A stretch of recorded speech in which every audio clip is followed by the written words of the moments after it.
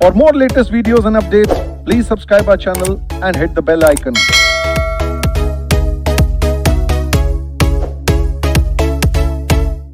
Hello everyone, कैसे हैं आप सब। चलिए, आई होप आप सब एकदम अच्छा कर रहे होंगे। तो आज की जो हम वीडियो रिकॉर्ड करने वाले हैं, this is going to be very interesting video, क्योंकि इसमें जो हम आज टॉपिक डिस्कस करने वाले हैं वो टॉपिक बहुत ज़्यादा इंटरेस्टिंग है।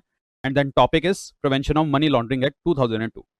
तो इसको हम शॉर्ट में बोलते हैं अपना पीएमएलए एक्ट। तो आज इस वीडियो में हम अपना पूरा पीएमएलए एक्ट रिवाइज करने वाले हैं। ये एक बहुत ही ज़्यादा इंटरेस्टिंग इस वजह से क्योंकि हमारे इकोनॉमिक लॉ का एक बहुत ही इंपॉर्टेंट पार्ट रहता है। और आज मैं आपको ये पूरा एक्ट रिवाइज कराने जा रहा हूँ। और ये जो एक्ट हम रिवाइज करेंगे, ये हम किन स्टूडेंट्स के लिए रिवीजन करने जा रहे हैं। तो this video I am specifically going to shoot for CA final students. तो जितने भी सीए फाइनल स्टूडेंट्स हैं, जिनका भी अपकमिंग May 21 या हम कहें तो जुलाई 21 अटेम्प्ट है, या आगे भी जिसका अटेम्प्ट आने वाला है, तो ये वीडियो हम सीए फाइनल स्टूडेंट्स के लिए स्पेसिफिकली शूट करने वाले हैं। हाँ, बट नॉनदलेस कोई भी अगर किसी और कोर्स में मनी लॉन्ड्रिंग एक्ट पढ़ रहा है या किसी को वैसे मनी लॉन्ड्रिंग एक्ट के बारे में जानना है, तो वो भी ये वाली वीडियो देख सकता है। बिकॉज लॉ इज सेम, तो लॉ सीए में भी सेम है, किसी दूसरे करिकुलम में भी सेम रहने वाला है। तो any student can refer this video. तो इस वीडियो को हम अपना सीए फाइनल स्टूडेंट्स को स्पेसिफिकली टारगेट करते हुए करेंगे। एंड सीए फाइनल लेवल पर जो हमारा कॉर्पोरेट एंड इकोनॉमिक लॉस का पेपर है, उसमें आपका पीएमएलए इकोनॉमिक लॉस का पार्ट रहता है। तो ये लॉ बड़ा क्रूशियल है। एंड इकोनॉमिक्स लॉज में सबसे बड़े इशू क्या है कि सीए फाइनल का सिलेबस बहुत ही ज्यादा मेहनत है। एंड वहां पे चीजें कवर करते करते करते करते स्टूडेंट का भी एक बार सैचुरेशन आ जाता है कि जी पढ़ने को कंटेंट इतना ज्यादा है। और जो आपका पीएमएलए एक्ट है वो आपके स्टडी मटेरियल में बहुत इन डेप्थ कवर्ड है। एंड हमारा इंस्टीट्यूट एक छोटे से छोटे पॉइंट पर जाकर भी वहां पर सवाल बना देता है। तो इसलिए हम किसी भी पॉइंट को स्किप करना अफोर्ड नहीं कर सकते। बट अगेन, सिलेबस इतना मेहनत है एंड चैप्टर इतना वाइड है, तो हमें उसको मिनिमल टाइम में कवर करने की कोशिश करनी है। तो आज मैं इस वीडियो में वही करने की ट्राई करूंगा। और हम मिनिमल से मिनिमल टाइम में सारी चीजों को कवर कर पाए, उसके लिए मैंने आपकी पीएमएल एक्ट की 4 पेजेस की समरी भी बनाई है। इन 4 पेजेस के अंदर आपका पूरा का पूरा पीएमएलए कवर्ड है। जितना भी आपके सिलेबस का पार्ट है, एक एक पॉइंट मैंने यहाँ पर कवर किया है। एंड ये जो समरी मैंने बनाई है, इस समरी में मैंने आपका जो अपडेटेड स्टडी मैट है, तो रिसेंटली हमारे इंस्टीट्यूट ने कुछ मंथ्स पहले एक अपडेटेड स्टडी मटेरियल निकाला था, उसमें जो भी चेंजेस किए थे, जो भी नई बातें डाली हैं, उसको भी मैंने समरी में रिटेन किया है। साथ ही साथ पीएमएलए एक्ट में कुछ बड़ी ही इंपॉर्टेंट अमेंडमेंट्स आई थी 2019 में। तो हमारे फाइनेंस एक्ट 2019 ने पीएमएल एक्ट में काफी सारे चेंजेस किए थे, जिसकी वजह से प्रिवेंशन ऑफ मनी लॉन्ड्रिंग में जो मनी लॉन्ड्रिंग टर्म है, उसकी डेफिनेशन को बहुत ज्यादा वाइड कर दिया गया और कहीं ना कहीं मनी लॉन्ड्रिंग का ऑल ओवर मीनिंग ही चेंज कर दिया गया। तो वो अमेंडमेंट भी मैं आपके साथ डिस्कस करूंगा, क्योंकि अगेन वो अमेंडमेंट आपके सिलेबस का पार्ट है, आपके स्टडी मैट में भी कवर्ड है। तो वो अमेंडमेंट क्या आई थी, तो टोटली अमेंडेड प्रोविजंस हम यहाँ पर डिस्कस करने वाले हैं। So without wasting any further time, हम ये अपनी रिवीजन वीडियो स्टार्ट करते हैं। हाँ, वीडियो स्टार्ट करने से लास्ट बात कि ये जो 4 पेज की समरी है, आप लोग वीडियो देखते हुए चाहेंगे कि ये समरी आपके पास हो और आप साइड बाय साइड इसे रेफर करते हुए पढ़ पाएं, तो आपको इस समरी का लिंक इस वीडियो के डिस्क्रिप्शन बॉक्स में मिल जाएगा। तो इसका लिंक आपको इस वीडियो के डिस्क्रिप्शन बॉक्स में मिलेगा। जैसे ही आप उस लिंक पे क्लिक करोगे, आप रीडायरेक्ट हो जाएंगे मेरे टेलीग्राम चैनल पे। तो जो मेरा लॉ का या सीए लॉ का टेलीग्राम चैनल है, आप सीधे उस लिंक पर जाएंगे एंड आप मेरे टेलीग्राम पे सीधा उसी डॉक्यूमेंट के ऊपर पहुंच जाएंगे जहां पर मैं ये वाली समरी अपलोड करूंगा। तो कोई भी बच्चा अगर इस वीडियो को 2, 3, 4 महीने बाद भी देख रहा है, you click on this link and आपको ये समरी वहां से एक्सेस हो जाएगी। तो without wasting any further time, करते अपना topic start, prevention of money laundering act. तो sir, what do we mean by money laundering? तो इसमें सबसे पहला सवाल जो हमारे माइंड में आता है, लॉ मेकर ने इस एक्ट का नाम मनी लॉन्ड्रिंग क्यों रखा? अगर हम लॉन्ड्रिंग की बात करें, लॉन्ड्रिंग का मतलब क्या होता है? तो ये जो वर्ड लॉन्ड्रिंग है, ये कहां से डिराइव हुआ है? ये डिराइव हुआ है वर्ड लॉन्ड्री से। लॉन्ड्री क्या होता है? जहां हम अपने गंदे गंदे कपड़ों की सफाई करवाते हैं, हम अपने कपड़े धुलवाते हैं, तो उसे हम क्या बोल देते हैं? लॉन्ड्री। वहीं से टॉपिक निकल करके आया है मनी लॉन्ड्रिंग का। मनी लॉन्ड्रिंग मतलब आप किसी चीज की सफाई कराना चाह रहे हो, और सफाई किस चीज की? पैसे की। अब सर, पैसे की सफाई कराना चाह रहे, इसका क्या मतलब है? मतलब आपने कुछ गलत तरीके से, गंदे तरीके से कोई पैसा कमाया है और आज आप उसकी सफाई करवाना चाह रहे हो, उसको हम बोलते हैं मनी लॉन्ड्रिंग। एंड उसी चीज को रोकने के लिए ये वाला एक्ट आया है, जिसे हम बोल देते हैं prevention of money laundering act 2002। तो इसका नाम क्या है? प्रिवेंशन ऑफ मनी लॉन्ड्रिंग, कि आप जो अपने गंदे पैसे को क्लीन करना चाह रहे हो, उसको टारगेट करने के लिए ये वाला एक्ट आया है। तो अगर हम मनी लॉन्ड्रिंग का एक बेसिक सी चर्चा करें कि मनी लॉन्ड्रिंग एग्जैक्ट है क्या, तो जी ये यही कह रहा है कि बेसिक्स क्या कहते हैं इसके, कि it is the process of या it is the processing of criminal proceeds to disguise its illegal origin. तो मनी लॉन्ड्रिंग अगर हम बड़ी आसान भाषा में कहें तो क्या है?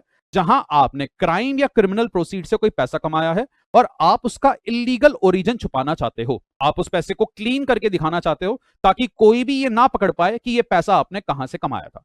तो ये इस एक्ट का एक बेसिक मीनिंग है। और ये एक्ट आपका फोर्स में आया था 1 जुलाई 2005। ये डेट आपकी इंपॉर्टेंट हो जाती है फ्रॉम एमसीक्यू स्टैंड पॉइंट। आपके एमसीक्यू पेपर में सवाल आ सकता है, जी पीएमएलए कब फोर्स में आया था? एंड देन भाई जो ये मनी लॉन्ड्रिंग होती है, इनकी स्टेजेस क्या है भाई? जैसे कि मैंने यहाँ पे आपको एक वॉशिंग मशीन दिखाई कि आप एक वॉशिंग मशीन के अंदर अपने पैसे को क्लियर कर रहे हो, तो यहाँ पे आपकी 3 स्टेजेस आती है, प्लेसमेंट, लेयरिंग, इंटीग्रेशन, कि आप सिस्टम में पैसा प्लेस करते हो, उस पर काफी सारी लेयर्स चढ़ाते हो, काफी सारी स्टेजेस में एनरूट कर करके पैसे को एक जगह से दूसरी जगह लेके जाते हो, एंड फाइनली वो सिस्टम में पूरी तरीके से इंटीग्रेट हो जाता है। तो these are the basics of money laundering. तो अगर आप गलत तरीके से कोई पैसा कमा रहे हैं एंड उसे क्लीन मनी की तरह शो कर रहे हैं, वो हो जाएगा मनी लॉन्ड्रिंग। ये तो सर एक लेमन टर्म्स का मीनिंग आया। तो अगर मैं आपके साथ एक एग्जांपल लूं, सपोज मैं अपना एग्जांपल लेता हूं, से मैं एक टीचर हूं, मैं कोचिंग से अपनी कमाई करता हूं, तो मैं करता हूं टीचिंग, मैं लोगों को या बच्चों को टीचिंग प्रोवाइड करता हूं। से इन अ पर्टिकुलर गिवन ईयर मैंने 1000 स्टूडेंट्स को पढ़ाया, तो 1000 स्टूडेंट्स मैंने किसी एक साल में पढ़ाए, तो मेरे को 1000 स्टूडेंट्स से एक फीस रिसीव हुई। पर जब मैंने इनकम टैक्स में वो फीस रिपोर्ट करी, आउट ऑफ 1000 मैंने सिर्फ 700 स्टूडेंट्स की ही फीस इनकम टैक्स डिपार्टमेंट को रिपोर्ट करी। दैट इज मैंने पढ़ाया तो 1000 बच्चों को है, पर मैं फीस सिर्फ 700 बच्चों की इनकम टैक्स डिपार्टमेंट को दिखा रहा हूं, तो मैंने 300 बच्चों की जो भी फीस आई उसे कर लिया हाइड। ये क्या बन गई? मेरी ब्लैक मनी। तो this is my black money. क्या सर आपने ये पैसा गलत तरीके से कमाया? गलत तरीके से तो कमाया सर, क्योंकि ये पैसा कमाना इलीगल है, इनकम टैक्स एक्ट में अलाउड नहीं है। पर अगर मैं इस 300 बच्चों की कमाई को इनकम टैक्स में शो ना करूं, वो हो गया ब्लैक मनी, और इसको मैं किसी तरीके से वाइट करने की कोशिश करूं, इसको क्लीन करने की कोशिश करूं, तो क्या वो मनी लॉन्ड्रिंग होगा? तो द आंसर इज नो। ये आंसर नो क्यों है भाई? क्योंकि हर इलीगल तरीके से कमाया गया पैसा इस एक्ट के दायरे में कवर्ड नहीं है। इस एक्ट के दायरे में सिर्फ कौन सा पैसा कवर्ड है? जो आपने कहीं ना कहीं कमाया हो किसी क्राइम से। दैट इज ये वाला जो एक्ट आया है, ये उन केसेस को टारगेट कर रहा है जहां आप क्राइम से पैसा कमा रहे हो। फॉर एग्जांपल, आपने ड्रग्स ट्रैफिकिंग करी, ड्रग्स से कुछ पैसा कमाया, या आपने ह्यूमन ट्रैफिकिंग करी, ह्यूमन ट्रैफिकिंग से पैसा कमाया, या आपने करप्शन के जरिए कोई पैसा कमाया, तो ऐसे क्राइम से कमाए गए पैसे को, उसको हम मानते हैं मनी लॉन्ड्रिंग से कमाया गया पैसा। तो जब आप कोई क्राइम करके पैसा कमाते हो, वो मनी लॉन्ड्रिंग के दायरे में कवर हो जाता है। अब आप कहोगे सर मेरे लिए तो ये भी क्राइम है, कि अगर आप 300 बच्चे की फीस छुपा रहे हो, ये भी हमें क्राइम लग रहा है, क्योंकि ये तो इलीगल मनी है, तो ये भी क्राइम है। तो अब क्राइम क्या हो क्या ना हो, क्या वो हम सब डिसाइड करें, यही कानून डिसाइड करेगा? तो इस कानून ने कहा जी मैं ही वो चीज डिसाइड करूंगा। तो आप लोग टेंशन मत लीजिए, मैं आपको बताऊंगा कि किन किन चीजों को मैं क्राइम मानता हूं, और जिन जिन चीजों को ये कानून क्राइम मानेगा, उन उन चीजों से अगर आपने पैसा कमाया या कोई प्रॉपर्टी डिराइव करी है, उन सबको टारगेट करने के लिए ही ये वाला एक्ट आया है। तो जो भी पैसा आप क्राइम से कमा रहे हो, कुछ एग्जांपल्स मैंने आपको क्राइम के दिए, क्या? ड्रग्स, ह्यूमन ट्रैफिकिंग, करप्शन से कमाया गया पैसा, ये सब चीजें कहीं ना कहीं आपके क्राइम में कवर होती है। पर लॉ ने कहा जी आप टेंशन मत लीजिए, मैं अपनी तरफ से क्राइम को डिफाइन करूंगा। तो अगर हम पीएमएलए में मनी लॉन्ड्रिंग की लीगल डेफिनेशन में जाएं, तो ये आ रही है उसकी लीगल डेफिनेशन। तो आपको पता है किसी भी एक्ट में डेफिनेशंस जो होती हैं वो आपकी सेक्शन 2 में गिवन रहती हैं। तो पीएमएलए एक्ट में भी सेक्शन 2 में मनी लॉन्ड्रिंग डिफाइंड तो है, पर वहां पर मनी लॉन्ड्रिंग एक्ट क्या कहता है जी? मनी लॉन्ड्रिंग एक्ट बस ये कहता है कि मनी लॉन्ड्रिंग का मीनिंग आप वो ले लेना जो आपका सेक्शन 3 के अंदर डिफाइंड रहेगा। तो अगर हम सेक्शन 2 की बात करें, तो यहां पर मनी लॉन्ड्रिंग को कैसे डिफाइन किया गया? सेक्शन 2 ने कहा जी money laundering has the meaning assigned to it in section 3। तो सेक्शन 2 कह रहा है जी मनी लॉन्ड्रिंग का मतलब आपको सेक्शन 3 से जानने को मिलेगा, एंड सेक्शन 3 एक अलग से सेक्शन आया जहां पे लॉ मेकर मनी लॉन्ड्रिंग को डिफाइन कर रहा है। और लॉ मेकर ने भी मनी लॉन्ड्रिंग को डिफाइन कैसे किया, देखते हैं।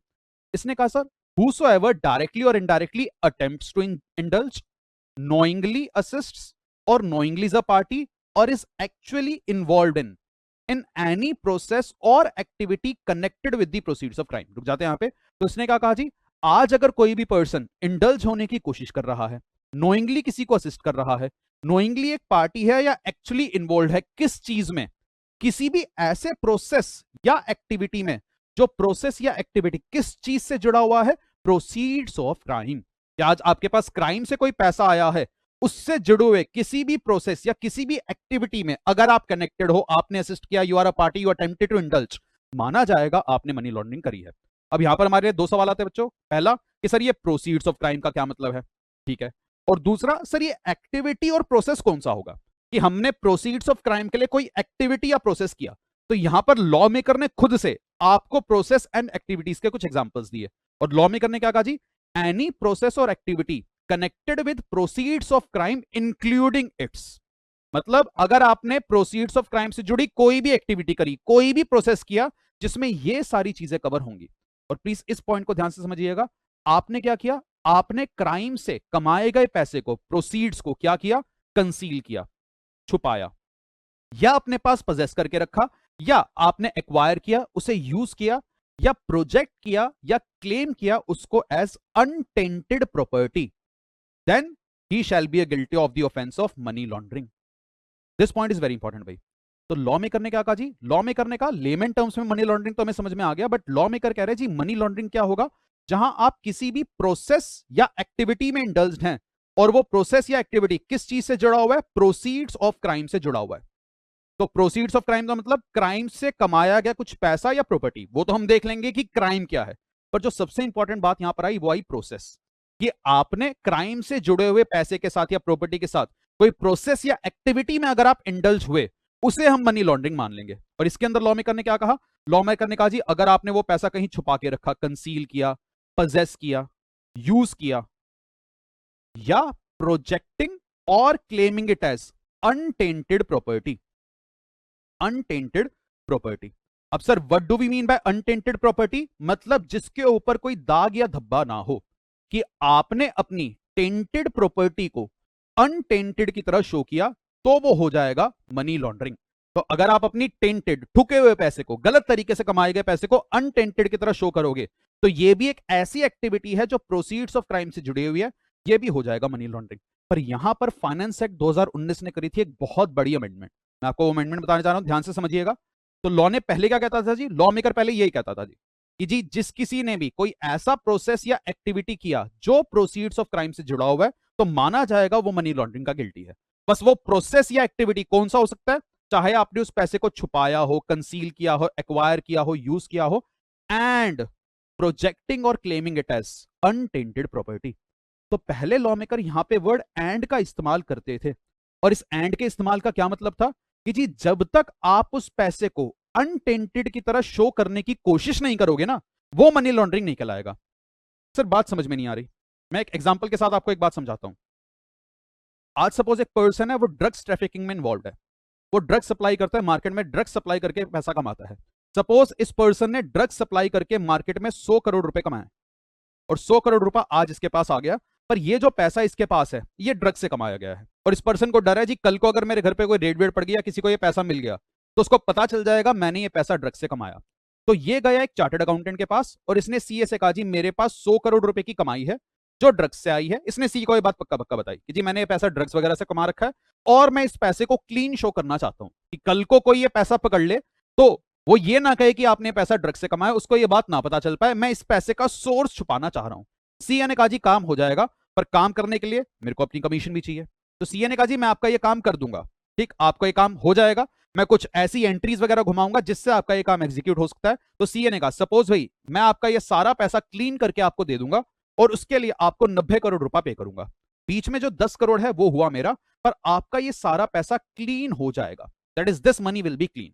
तो सर क्या ये मनी लॉन्ड्रिंग है? डेफिनेटली। ये पहले भी मनी लॉन्ड्रिंग था, आज भी मनी लॉन्ड्रिंग है, क्योंकि आपने अपने डर्टी पैसे को, टेंटेड मनी को आज अनटेंटेड की तरह शो किया है। तो ये बिल्कुल मनी लॉन्ड्रिंग हो जाएगा। और यहां पर मनी लॉन्ड्रिंग किसने करी है? ध्यान रखना, इस ऑफेंडर ने भी मनी लॉन्ड्रिंग करी है, और इस चार्टर्ड अकाउंटेंट ने भी मनी लॉन्ड्रिंग करी है, क्योंकि दोनों ने मिलकर के ये काम किया है। तो सीए ने ये काम करने में या ये एक्टिविटी में इसका साथ दिया और नोइंगली साथ दिया, तो सीए भी मनी लॉन्ड्रिंग के लिए लायबल हो जाएगा। तो ये लॉ पहले कहता था कि जी अगर आपने अपने टेंटेड मनी को अनटेंटेड की तरह शो किया तो वो मनी लॉन्ड्रिंग है, और उस प्रोसेस में अगर आपने उस पैसे को कंसील किया, छुपाया, एक्वायर किया, यूज किया, वो भी मनी लॉन्ड्रिंग है। पर फिर लॉ मेकर ने करा एक बहुत बड़ा change. Law maker money laundering की डेफिनेशन में लेकर के आए एक एक्सप्लेनेशन, और उन्होंने क्या कहा? उन्होंने कहा जी इस वर्ड एंड की जगह आप वर्ड क्या पढ़ लेना? और। उन्होंने इस वर्ड एंड को और से किया रिप्लेस, और इसका क्या इंपैक्ट पड़ा वो इंपैक्ट मैं आपको समझाने जा रहा हूं, ध्यान से देखना। सेम एग्जांपल है भाई, एक ड्रग ट्रैफिकिंग कर रहा था बंदा, ड्रग ट्रैफिकिंग करने के बाद उसके घर पे आज 100 करोड़ रुपए पड़े हुए हैं। दैट इज उसने ड्रग्स बेच करके 100 करोड़ रुपए बनाए, और वो 100 करोड़ रुपए इस पर्सन के घर पर रखे हुए हैं, और ये पैसा अपने घर पे ही रख रहा है, और ये किसी भी तरीके से इस पैसे को क्लीन मनी की तरह शो नहीं करना चाह रहा। दैट इज इसने ये पैसा कमाया और अपने घर पे बस रखा हुआ है। इसने इस पैसे को सिस्टम में रोटेट नहीं किया, और ये इस पैसे को क्लीन करने की कोशिश नहीं कर रहा। दैट इज ये किसी सीए वगैरह के पास नहीं गया, और इसने इस पैसे को अनटेंटेड या क्लीन मनी की तरह शो करने की कोशिश ही नहीं करी। तो सर क्या ये मनी लॉन्ड्रिंग होता? तो सर पहले अगर हम लॉ की लैंग्वेज पढ़ेंगे तो शायद ये मनी लॉन्ड्रिंग नहीं था। क्यों नहीं था? क्योंकि पहले कानून क्या कहता था जी? मनी लॉन्ड्रिंग हम सिर्फ किसको कहेंगे? जब आप अपने टेंटेड मनी को अनटेंटेड की तरह शो करोगे, और इस प्रोसेस में आपने जिसकी भी हेल्प ली पैसा कंसील करने के लिए, पोजेस करने के लिए, यूज करने के लिए, वो मनी लॉन्ड्रिंग होगा। तो पहले किसी भी ऑफेंस को मनी लॉन्ड्रिंग के तक क्लासिफाई होने के लिए यह कंडीशन पूरी करना मैंडेटरी था कि आपने उस पैसे को अनटेंटेड की तरह शो किया। पर फाइनेंस एक्ट 2019 ने मनी लॉन्ड्रिंग का दायरा बहुत ज्यादा बढ़ाया और उसने कहा जी अब यहां पे हम वर्ड एंड नहीं पढ़ेंगे, यहां पे हम पढ़ेंगे वर्ड और जैसे ही यहां पे वर्ड और आया, इसका इंपैक्ट क्या पड़ा जी?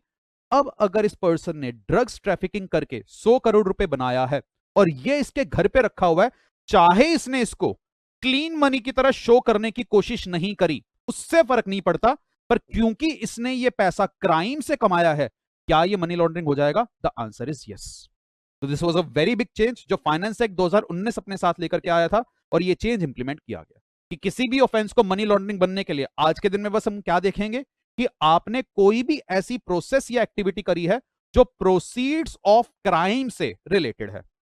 अब उसमें चाहे वो पैसा आपने अपने पास रखा हो, छुपा करके रखा हो, कंसील किया हो, या आपने उसको क्लीन करने की कोशिश करी हो, everything will be money laundering. तो लॉ ने मनी लॉन्ड्रिंग का मीनिंग काफी ज्यादा वाइड यहां पर कर दिया है।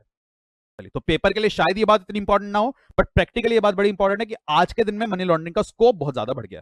But let's come back to the topic. तो लॉ मेकर ने मनी लॉन्ड्रिंग को कैसे डिफाइन किया? अभी जहां आप कोई भी ऐसा प्रोसेस या एक्टिविटी कर रहे हो जो प्रोसीड्स ऑफ क्राइम से जुड़ा हुआ है, एंड ये प्रोसेस और एक्टिविटी के कुछ एग्जांपल्स आ गए कि आपने उस पैसे को कंसील किया, पोजेस किया, यूज किया, या फिर उसको अनटेंटेड की तरह शो करने की कोशिश करी, ये सारा हो जाएगा मनी लॉन्ड्रिंग।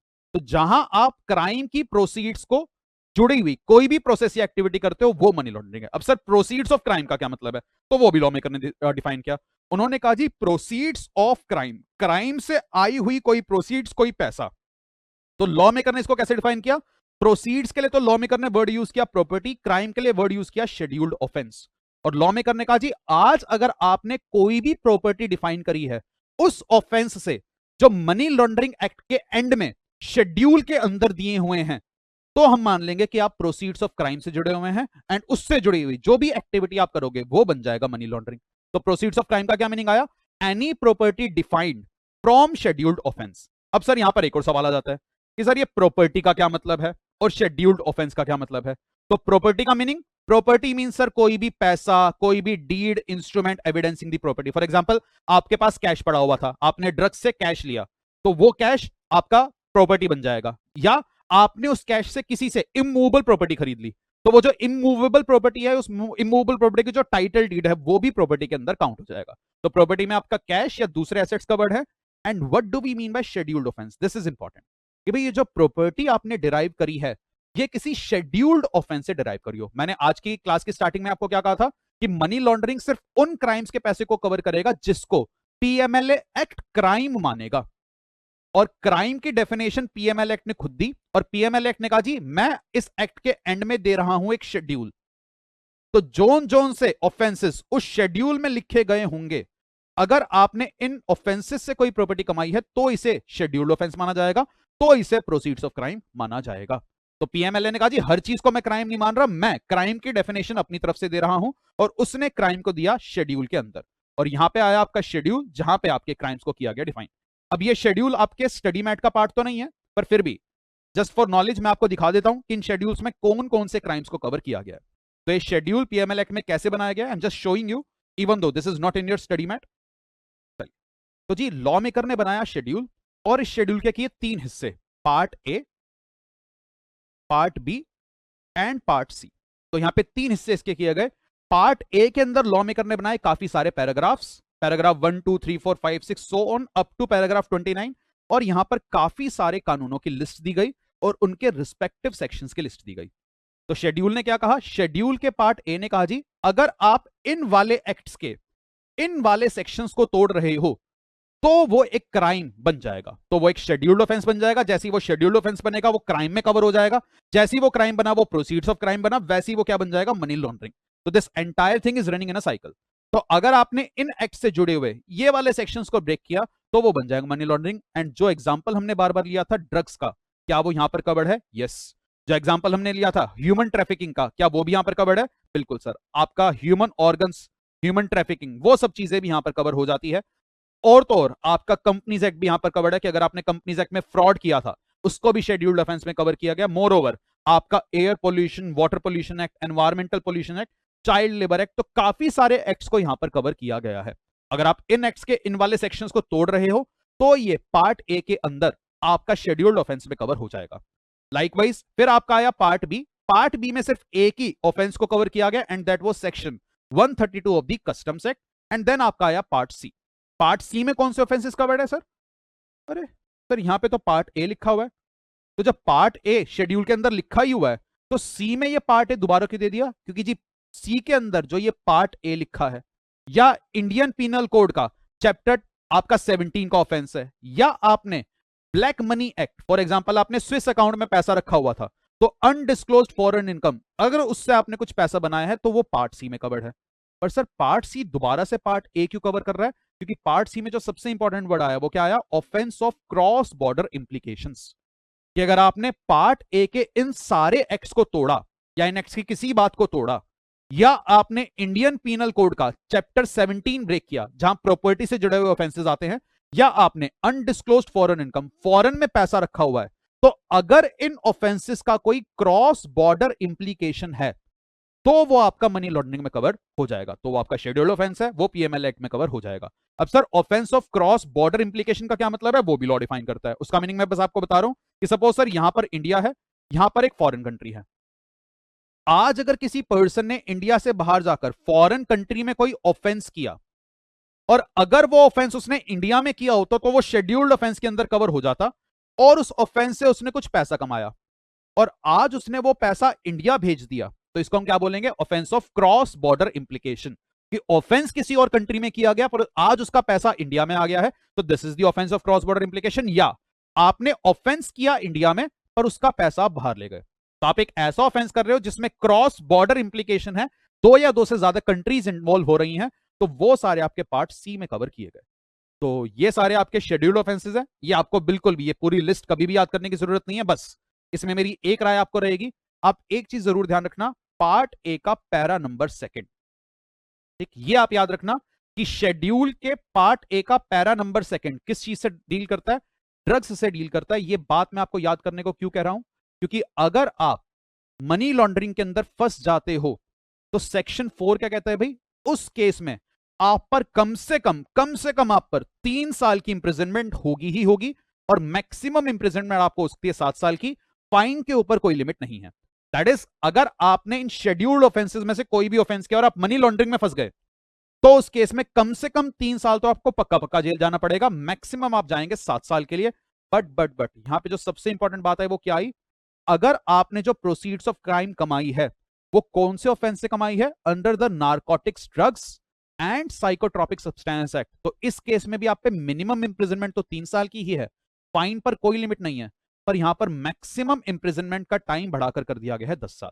और आपके मे 18 के पेपर में यही सवाल आ गया था कि अगर किसी पर्सन ने शेड्यूल के पार्ट ए के पैरा नंबर 2 का ऑफेंस किया है तो उसका पर क्या कॉन्सिक्वेंस होगा? ये आपके पेपर में सवाल आया हुआ है। तो पेपर में सवाल क्या आया था कि अगर किसी पर्सन ने पार्ट ए के पैरा नंबर 2 का ऑफेंस कर दिया तो बताइए उसके अगेंस्ट क्या कॉन्सिक्वेंसेस पीएमएल एक्ट में हो सकते हैं। तो अगर आपको यह नहीं पता होगा कि पार्ट ए के पैरा नंबर 2 में ड्रग्स वाला ऑफेंस था तो आप उस क्वेश्चन का आंसर नहीं कर पाओगे। तो आप अपनी समरी में लिख भी लेना कि ये ड्रग्स वाला ऑफेंस आपका कहां कवर्ड है? Part A para 2। एंड इसी सेक्शन से आपका कवर हो गया कि व्हाट आर द कॉन्सिक्वेंसेस अगर आप मनी लॉन्ड्रिंग करते हो। ध्यान रखिएगा 3 साल तो पक्का जेल जाओगे, 7 से 10 साल तक भी आपको जेल जाना पड़ सकता है। तो अगर आपने उन शेड्यूल का कोई भी ऑफेंस किया then you will be covered under this penalty, जहां पे आपको मैक्सिमम 7 साल तक जेल जाना है। पर अगर आपने ड्रग्स ट्रैफिकिंग या ड्रग्स से जुड़ा हुआ कोई ऑफेंस किया है तो आप पर 10 साल तक की जेल हो सकती है। बस यहां पे एक छोटा सा लास्ट पॉइंट, तो हमारा basic of money laundering cover होगा एंड उसके लिए हमारे शेड्यूल्ड ऑफेंस की डेफिनेशन पे हमने क्या सीखा भाई? शेड्यूल के अंदर ऑफेंसेस को 3 पार्ट्स में डिवाइड किया गया, part A, part B and part C. यहां पे बस लास्ट इंपॉर्टेंट ऑब्जर्वेशन क्या है कि अगर आपने पार्ट ए का कितने भी रुपए का उन वाले एक्ट्स का ऑफेंस किया है आप मनी लॉन्ड्रिंग में कवर्ड है। आपने पार्ट सी में वो क्रॉस बॉर्डर इंप्लीकेशन के कितने भी रुपए का ऑफेंस किया है आप यहां पर कवर्ड हो। पर अगर आपने पार्ट बी में जो कस्टम्स एक्ट का सेक्शन 132 कवर्ड था, अगर आपने वो वाला ऑफेंस किया है तो वो शेड्यूल्ड ऑफेंस सिर्फ तब माना जाएगा अगर उसके अंदर कम से कम 1 करोड़ रुपए इंडल्ज्ड होगा। तो ध्यान रखना पार्ट ए और सी वाले ऑफेंसेस के लिए कोई मॉनेटरी लिमिट नहीं है। पर पार्ट बी वाला ऑफेंस, शेड्यूल्ड ऑफेंस कब बनेगा? जब उसके अंदर कम से कम आप 1 करोड़ रुपए का मनी इन्वॉल्व रहेगा, if the value involve is at least 1 crore. तो पार्ट बी वाले ऑफेंस के लिए एक लिमिट लॉ मेकर ने लगाई है 1 करोड़ की। तो अगर आपने पार्ट बी में कस्टम्स एक्ट का सेक्शन 132 तोड़ा और वहां पर जो आपने ऑफेंस किया उसकी वर्थ आ रही है से 40 लाख रुपए, तो क्या वहां पर पीएमएलए के प्रोविजन अप्लाई करेंगे? The answer is no. ठीक, वहां पर आपके पीएमएलए के प्रोविजन अप्लाई नहीं करते, क्योंकि ऑफेंस की वैल्यू कम से कम कितनी होनी चाहिए? 1 करोड़। तो these are the basics of money laundering. मैं एक बार फिर से रिपीट कर देता हूं। सबसे पहले हमने मनी लॉन्ड्रिंग का बेसिक समझा कि जहां आप अपने डर्टी मनी को क्लीन करने की कोशिश कर रहे हो, वो एक लेमन टर्म्स में मनी लॉन्ड्रिंग वर्ड का मतलब है।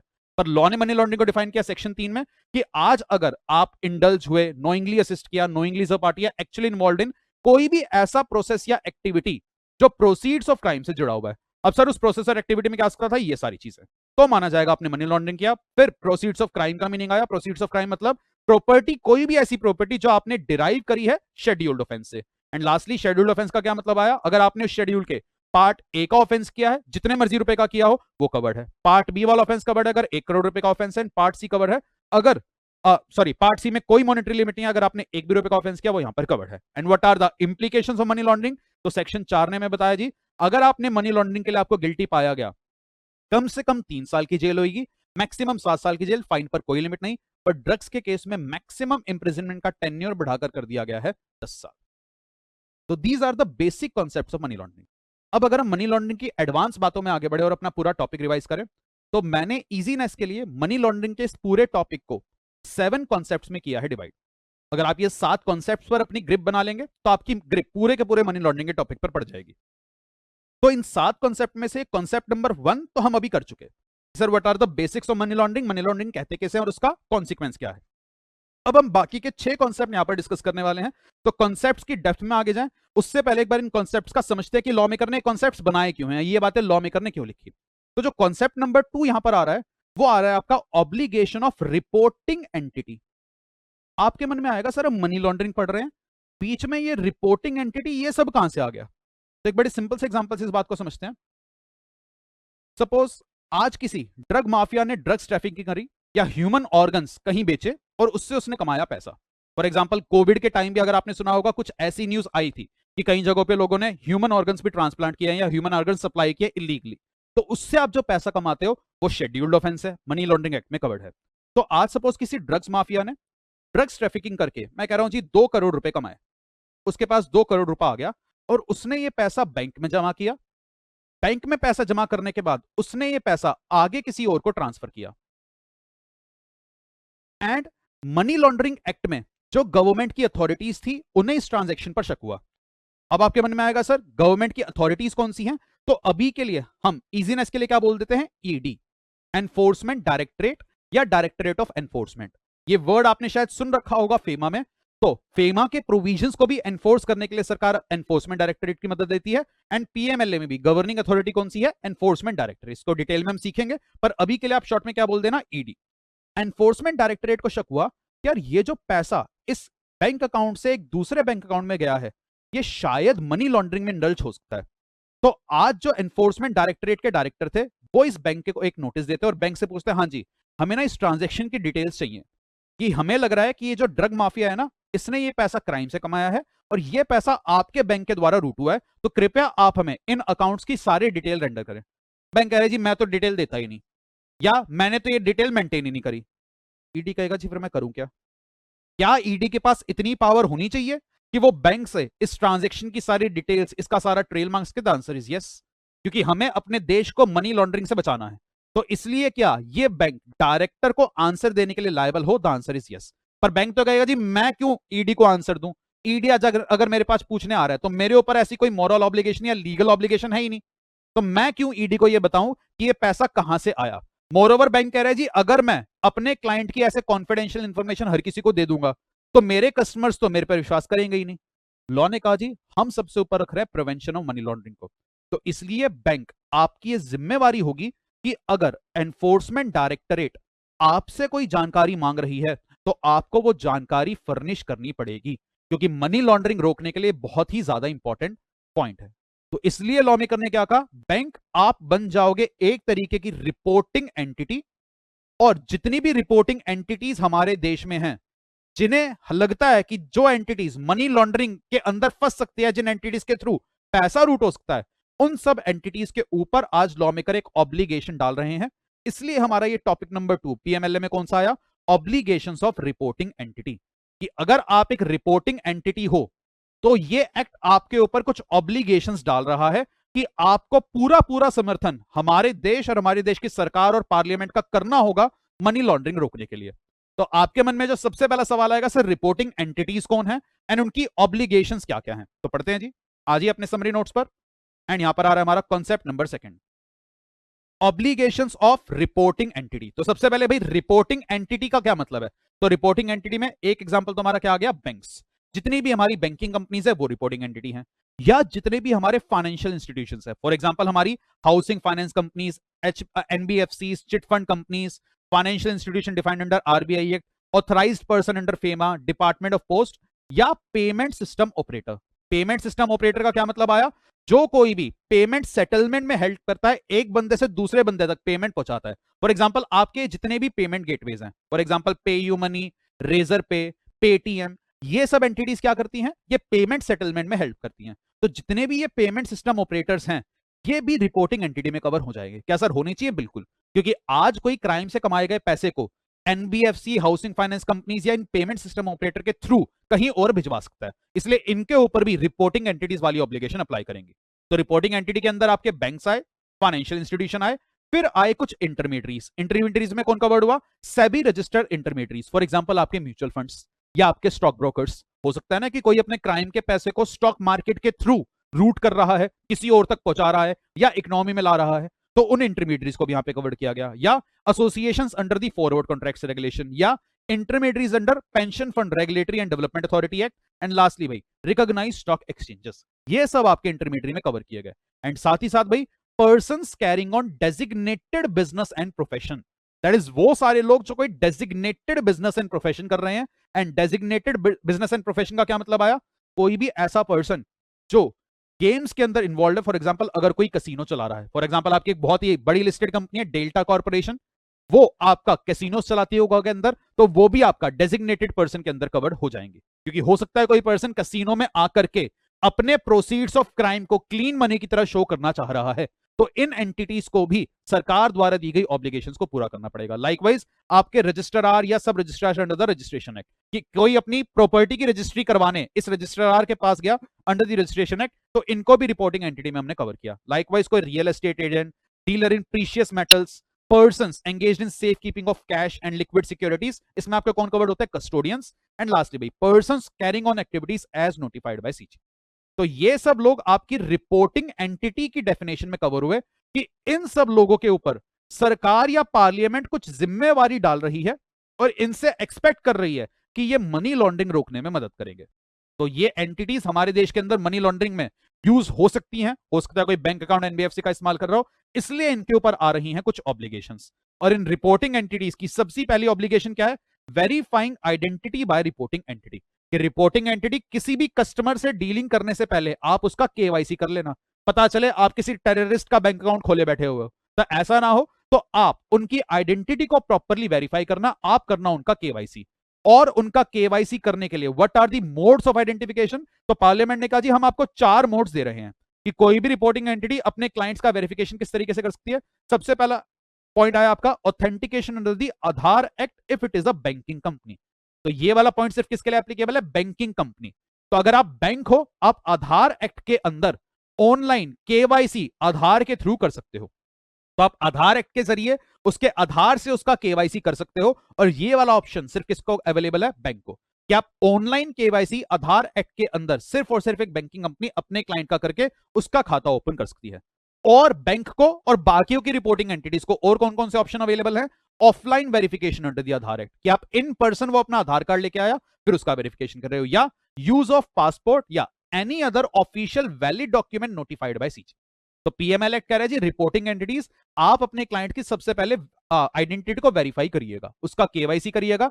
केवाईसी करने के आपको ये 4 तरीके बताए गए। बस यहाँ पे एक पॉइंट इंपॉर्टेंट क्या आया? ये जो पहला तरीका है आधार एक्ट के अंदर ऑनलाइन ऑथेंटिकेशन, ये वाला रास्ता सिर्फ और सिर्फ एक बैंकिंग कंपनी को अवेलेबल है। पर सर क्या एक बैंकिंग कंपनी चाहे तो ये बाकी के 3 रास्ते ऑप्ट कर सकती है? सर कर नहीं पड़ेंगे, क्योंकि लॉ ने क्या कहा, रिपोर्टिंग एंटिटी आपको ये सारी चॉइसेस अपने क्लाइंट्स को देनी रहेंगी, आपको ये सारी चॉइसेस अवेलेबल करानी रहेगी। तो ये कह रहा है जी, if reporting entities uses mode A it shall make other modes also available. तो आज अगर बैंक मोड ए का इस्तेमाल कर रहा है तो अपने क्लाइंट से ये नहीं कह सकता कि मैं आपका केवाईसी सिर्फ और सिर्फ ऑनलाइन आधार के जरिए करूंगा, आपको बाकी 3 मोड्स भी अवेलेबल कराने पड़ेंगे। कौन सा मोड क्लाइंट ऑप्ट करना चाहता है वो क्लाइंट की मर्जी। एंड लास्टली भाई, इफ क्लॉज ए और B is used, core biometric और Aadhaar number shall be store, तो आप उनके आधार का डेटा स्टोर करेंगे। एंड लास्टली भाई, अगर सरकार को लग रहा है कि हम किसी और रिपोर्टिंग एंटिटी को भी आधार एक्ट में ऑनलाइन वेरिफिकेशन करने की पावर देना चाहते हैं, तो सेंट्रल गवर्नमेंट उस एंटिटी को मोड ए इस्तेमाल करना परमिट कर सकती है। फॉर एग्जांपल, किसी कैसीनो ओनर को, किसी एनबीएफसी को, किसी हाउसिंग फाइनेंस कंपनी को अगर क्लॉज ए परमिट करना है तो सरकार के पास वो पावर है कि सेंट्रल गवर्नमेंट उसे क्लॉज ए के जरिए केवाईसी करने की पावर दे सकती है। बट रिपोर्टिंग एंटिटी की सबसे पहली ऑब्लिगेशन क्या आई कि आपको अपने क्लाइंट्स का वेरिफिकेशन करना होगा। बिना उनकी आइडेंटिटी वेरीफाई करे उनके साथ आप क्लाइंट या बिजनेस रिलेशनशिप एस्टेब्लिश नहीं करोगे। फिर दूसरी बात आई भी, reporting entity has to maintain records, कि भाई आपने उनका सारा केवाईसी तो कर दिया, पर आज के बाद आपका क्लाइंट वो जितनी भी ट्रांजैक्शंस करेगा और उसके जो भी रिकॉर्ड्स हैं उन रिकॉर्ड्स का आप संभाल के रखना। कहीं ऐसा हो ईडी बैंक से कह रहे हैं हाँ जी उस क्लाइंट ने जो जो ट्रांजैक्शंस करी दिखाओ, बैंक कह रहे हैं जी सॉरी ट्रांजैक्शन तो करी थी पर उसका रिकॉर्ड मेरे पास नहीं है। तो जी ऐसा ना हो, तो आपको उन रिकॉर्ड्स को मेंटेन करके रखना पड़ेगा। और इसके लिए क्या कह रहा है जी, यहां पे आपकी 3 ऑब्लिगेशंस हैं। Record of all the transactions so as to enable it to reconstruct individual transaction. तो एक ट्रांजैक्शन का पूरा रिकॉर्ड बैंक आप संभाल के रखना ताकि उस ट्रांजैक्शन के पूरे ट्रेल को रिकॉर्ड किया जा सके।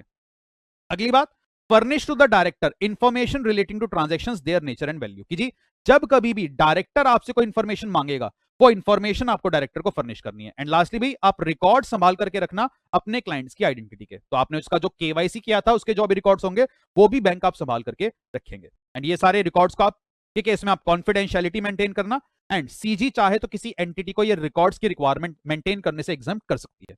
यहाँ पे जो सबसे इंपॉर्टेंट पॉइंट है जो आपके एमसीक्यू में काफी पूछा जाता है, जी रिकॉर्डिंग एंटिटी को ये रिपोर्ट पीएमएलए एक्ट के तहत कितने टाइम तक संभाल के रखना है।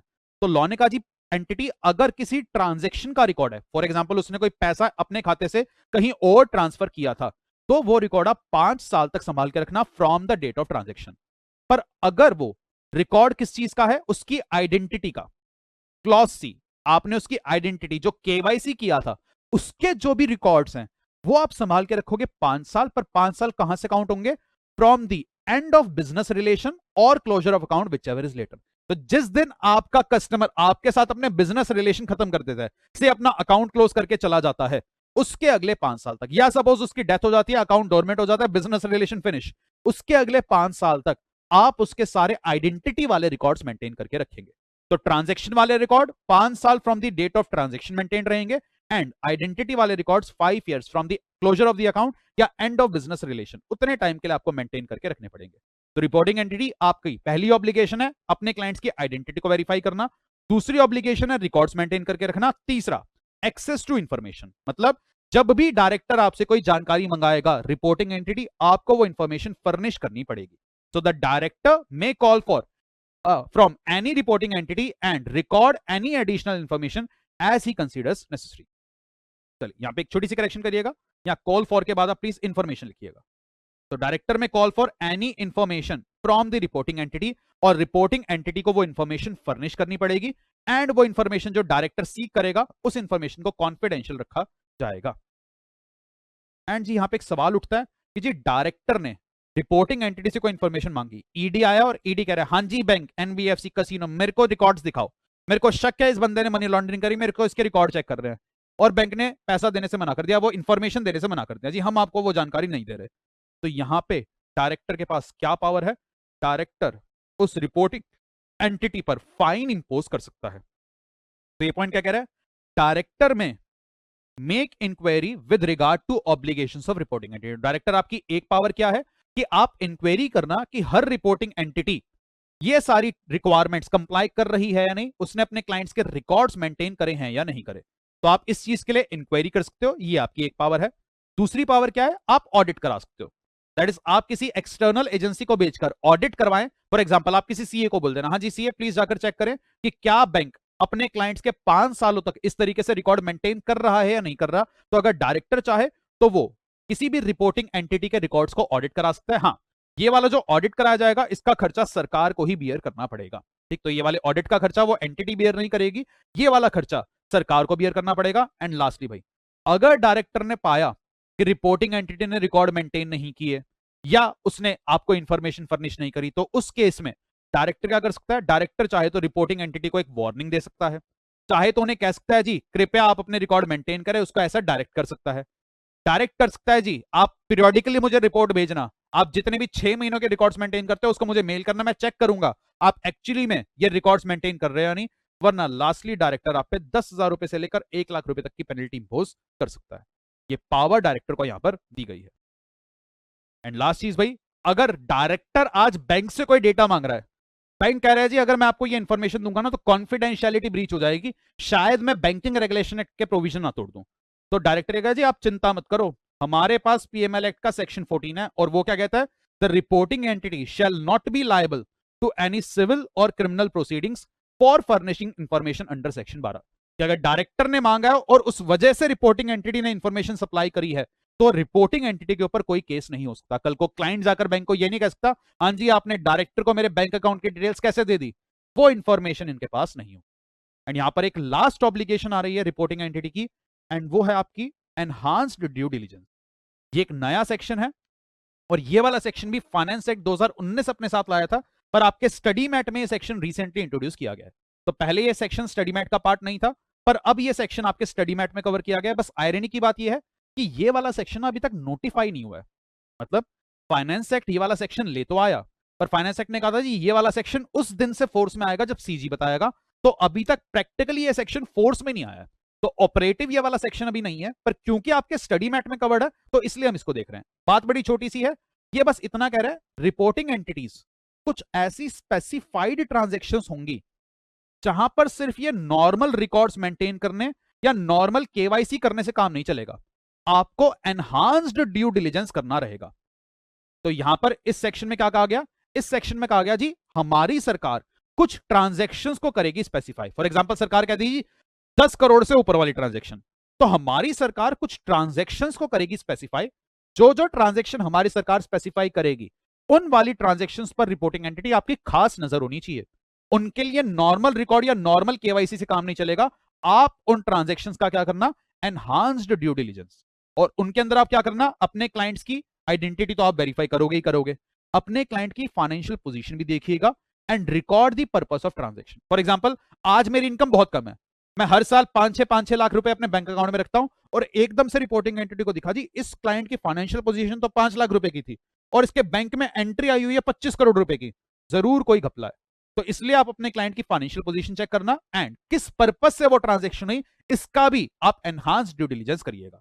ठीक, और अगर आपने ये सब नहीं किया तो ये कॉन्सिक्वेंसेज आपके अगेंस्ट हो सकते हैं कि अगर रिपोर्टिंग एंटिटी ने कहा जी हाँ जी क्लाइंट मेरे को इस ट्रांजैक्शन का पर्पस बताओ, वो पर्पस नहीं बताया गया तो उस ट्रांजैक्शन को कैंसिल किया जा सकता है, उस पर फ्यूचर मॉनिटरिंग बढ़ाई जाएगी एंड ये वाले रिकॉर्ड भी आप 5 सालों के लिए मेंटेन करिएगा। तो this is about our concept number 2 of PML act. तो सबसे पहले तो हमने बेसिक्स ऑफ पीएमएलए को कवर किया एंड अब हमने देखा ऑब्लिगेशंस ऑफ रिपोर्टिंग एंटिटी। ये जितने भी हमारे बैंक्स फाइनेंशियल इंस्टीट्यूशन है इनके ऊपर अपने क्लाइंट्स का केवाईसी करने प्लस उनके रिकॉर्ड्स मेंटेन करने की ऑब्लिगेशन ले डाउन की गई है। एंड यहां पर हमने क्या सीखा जी? अगर रिपोर्टिंग एंटिटी अपनी ये ऑब्लिगेशन पूरी ना करे तो डायरेक्टर के पास क्या पावर है? डायरेक्टर इन एंटिटीज पर फाइन भी इंपोज कर सकता है। फाइन इंपोज करने की भी पावर डायरेक्टर को दी गई है। 10,000 से 1 लाख रुपए तक का फाइन इन एंटिटीज या 10 लाख रुपए 1 लाख रुपए तक की पेनल्टी इन एंटिटीज पर इन्फोर्स हो सकती है। तो ये हमारे 2 कॉन्सेप्ट्स पूरे हुए जहां पे हमने बेसिक्स ऑफ पीएमएलए देखा एंड दूसरा है हमारा ऑब्लिगेशंस ऑफ रिपोर्टिंग एंटिटी। अब चलते हैं आगे के कॉन्सेप्ट्स पर और प्लीज आगे के कॉन्सेप्ट्स को थोड़ा ध्यान से समझिएगा बिकॉज ये फ्लो में रन करेंगे। तो आगे अगर आप कॉन्सेप्ट्स देखोगे तो यहां पर अब जो हमारे लिए ज्यादा क्रूशियल आ रहा है वो आ रहा है कॉन्सेप्ट नंबर 3, 4 और 5, क्योंकि ये तीनों कहीं ना कहीं है इंटरकनेक्टेड। तो इसमें जो कॉन्सेप्ट नंबर 3 आ रहा है वो किस चीज का है? Attachment, adjudication and confiscation. दूसरा आ रहा है एपेलेट ट्रिब्यूनल एंड तीसरा कॉन्सेप्ट आ रहा है स्पेशल कोर्ट। तो सबसे पहले जो आपको डिफरेंस समझना है वो ये समझना है सर कि ये स्पेशल कोर्ट्स क्या है, अटैचमेंट क्या है, कौन करेगा, और ये एपेलेट ट्रिब्यूनल क्या है। तो मैं आपको वो समझाने जा रहा हूं, फटाफट ध्यान से मेरी बातों को समझिएगा। चलिए, तो हमने एक एग्जांपल लिया कि एक पर्सन ने ड्रग्स ट्रैफिकिंग करके 100 करोड़ रुपए बनाए थे। तो वैसे तो ये शेड्यूल्ड ऑफेंस है और वैसे तो ये मनी लॉन्ड्रिंग है, पर जब हम इस पर्सन को पकड़ेंगे और इसके घर पे 100 करोड़ रुपया होगा, क्या ये सीधा सीधा मान जाएगा हाँ जी मैंने ये पैसा ड्रग से कमाया? तो जी शायद तो ना माने, और मोस्टली केसेस में नहीं मानेगा। ये बंदा अपना पल्ला झाड़ने की कोशिश करेगा कि किसी तरीके से मैं पीएमएलए ऑफेंस से बच जाऊं। तो अब एक्चुअली में इस पर्सन ने एक शेड्यूल ऑफेंस किया है या नहीं, या एक्चुअली ये पर्सन मनी लॉन्ड्रिंग में इंडल्ज्ड है या नहीं, ये कौन डिसाइड करे? ये पावर किसके पास हो? क्योंकि हमने क्या सीखा है कि पीएमएलए एक्ट में जो अथॉरिटीज है उन्हें हम बोल देते हैं एनफोर्समेंट डायरेक्टरेट, शॉर्ट में हम बोल देते हैं ईडी। तो क्या ये जो ईडी है जिसमें आपके director, assistant director, deputy director ये सब आते हैं, क्या इन ऑफिसर्स की इतनी पावर हो कि ऑफिसर जाए 100 करोड़ रुपया देखे और कहे चलो जी तुमने मनी लॉन्ड्रिंग किया है? क्या इतनी पावर इन ऑफिसर्स को दी जाए? तो द आंसर इज नो।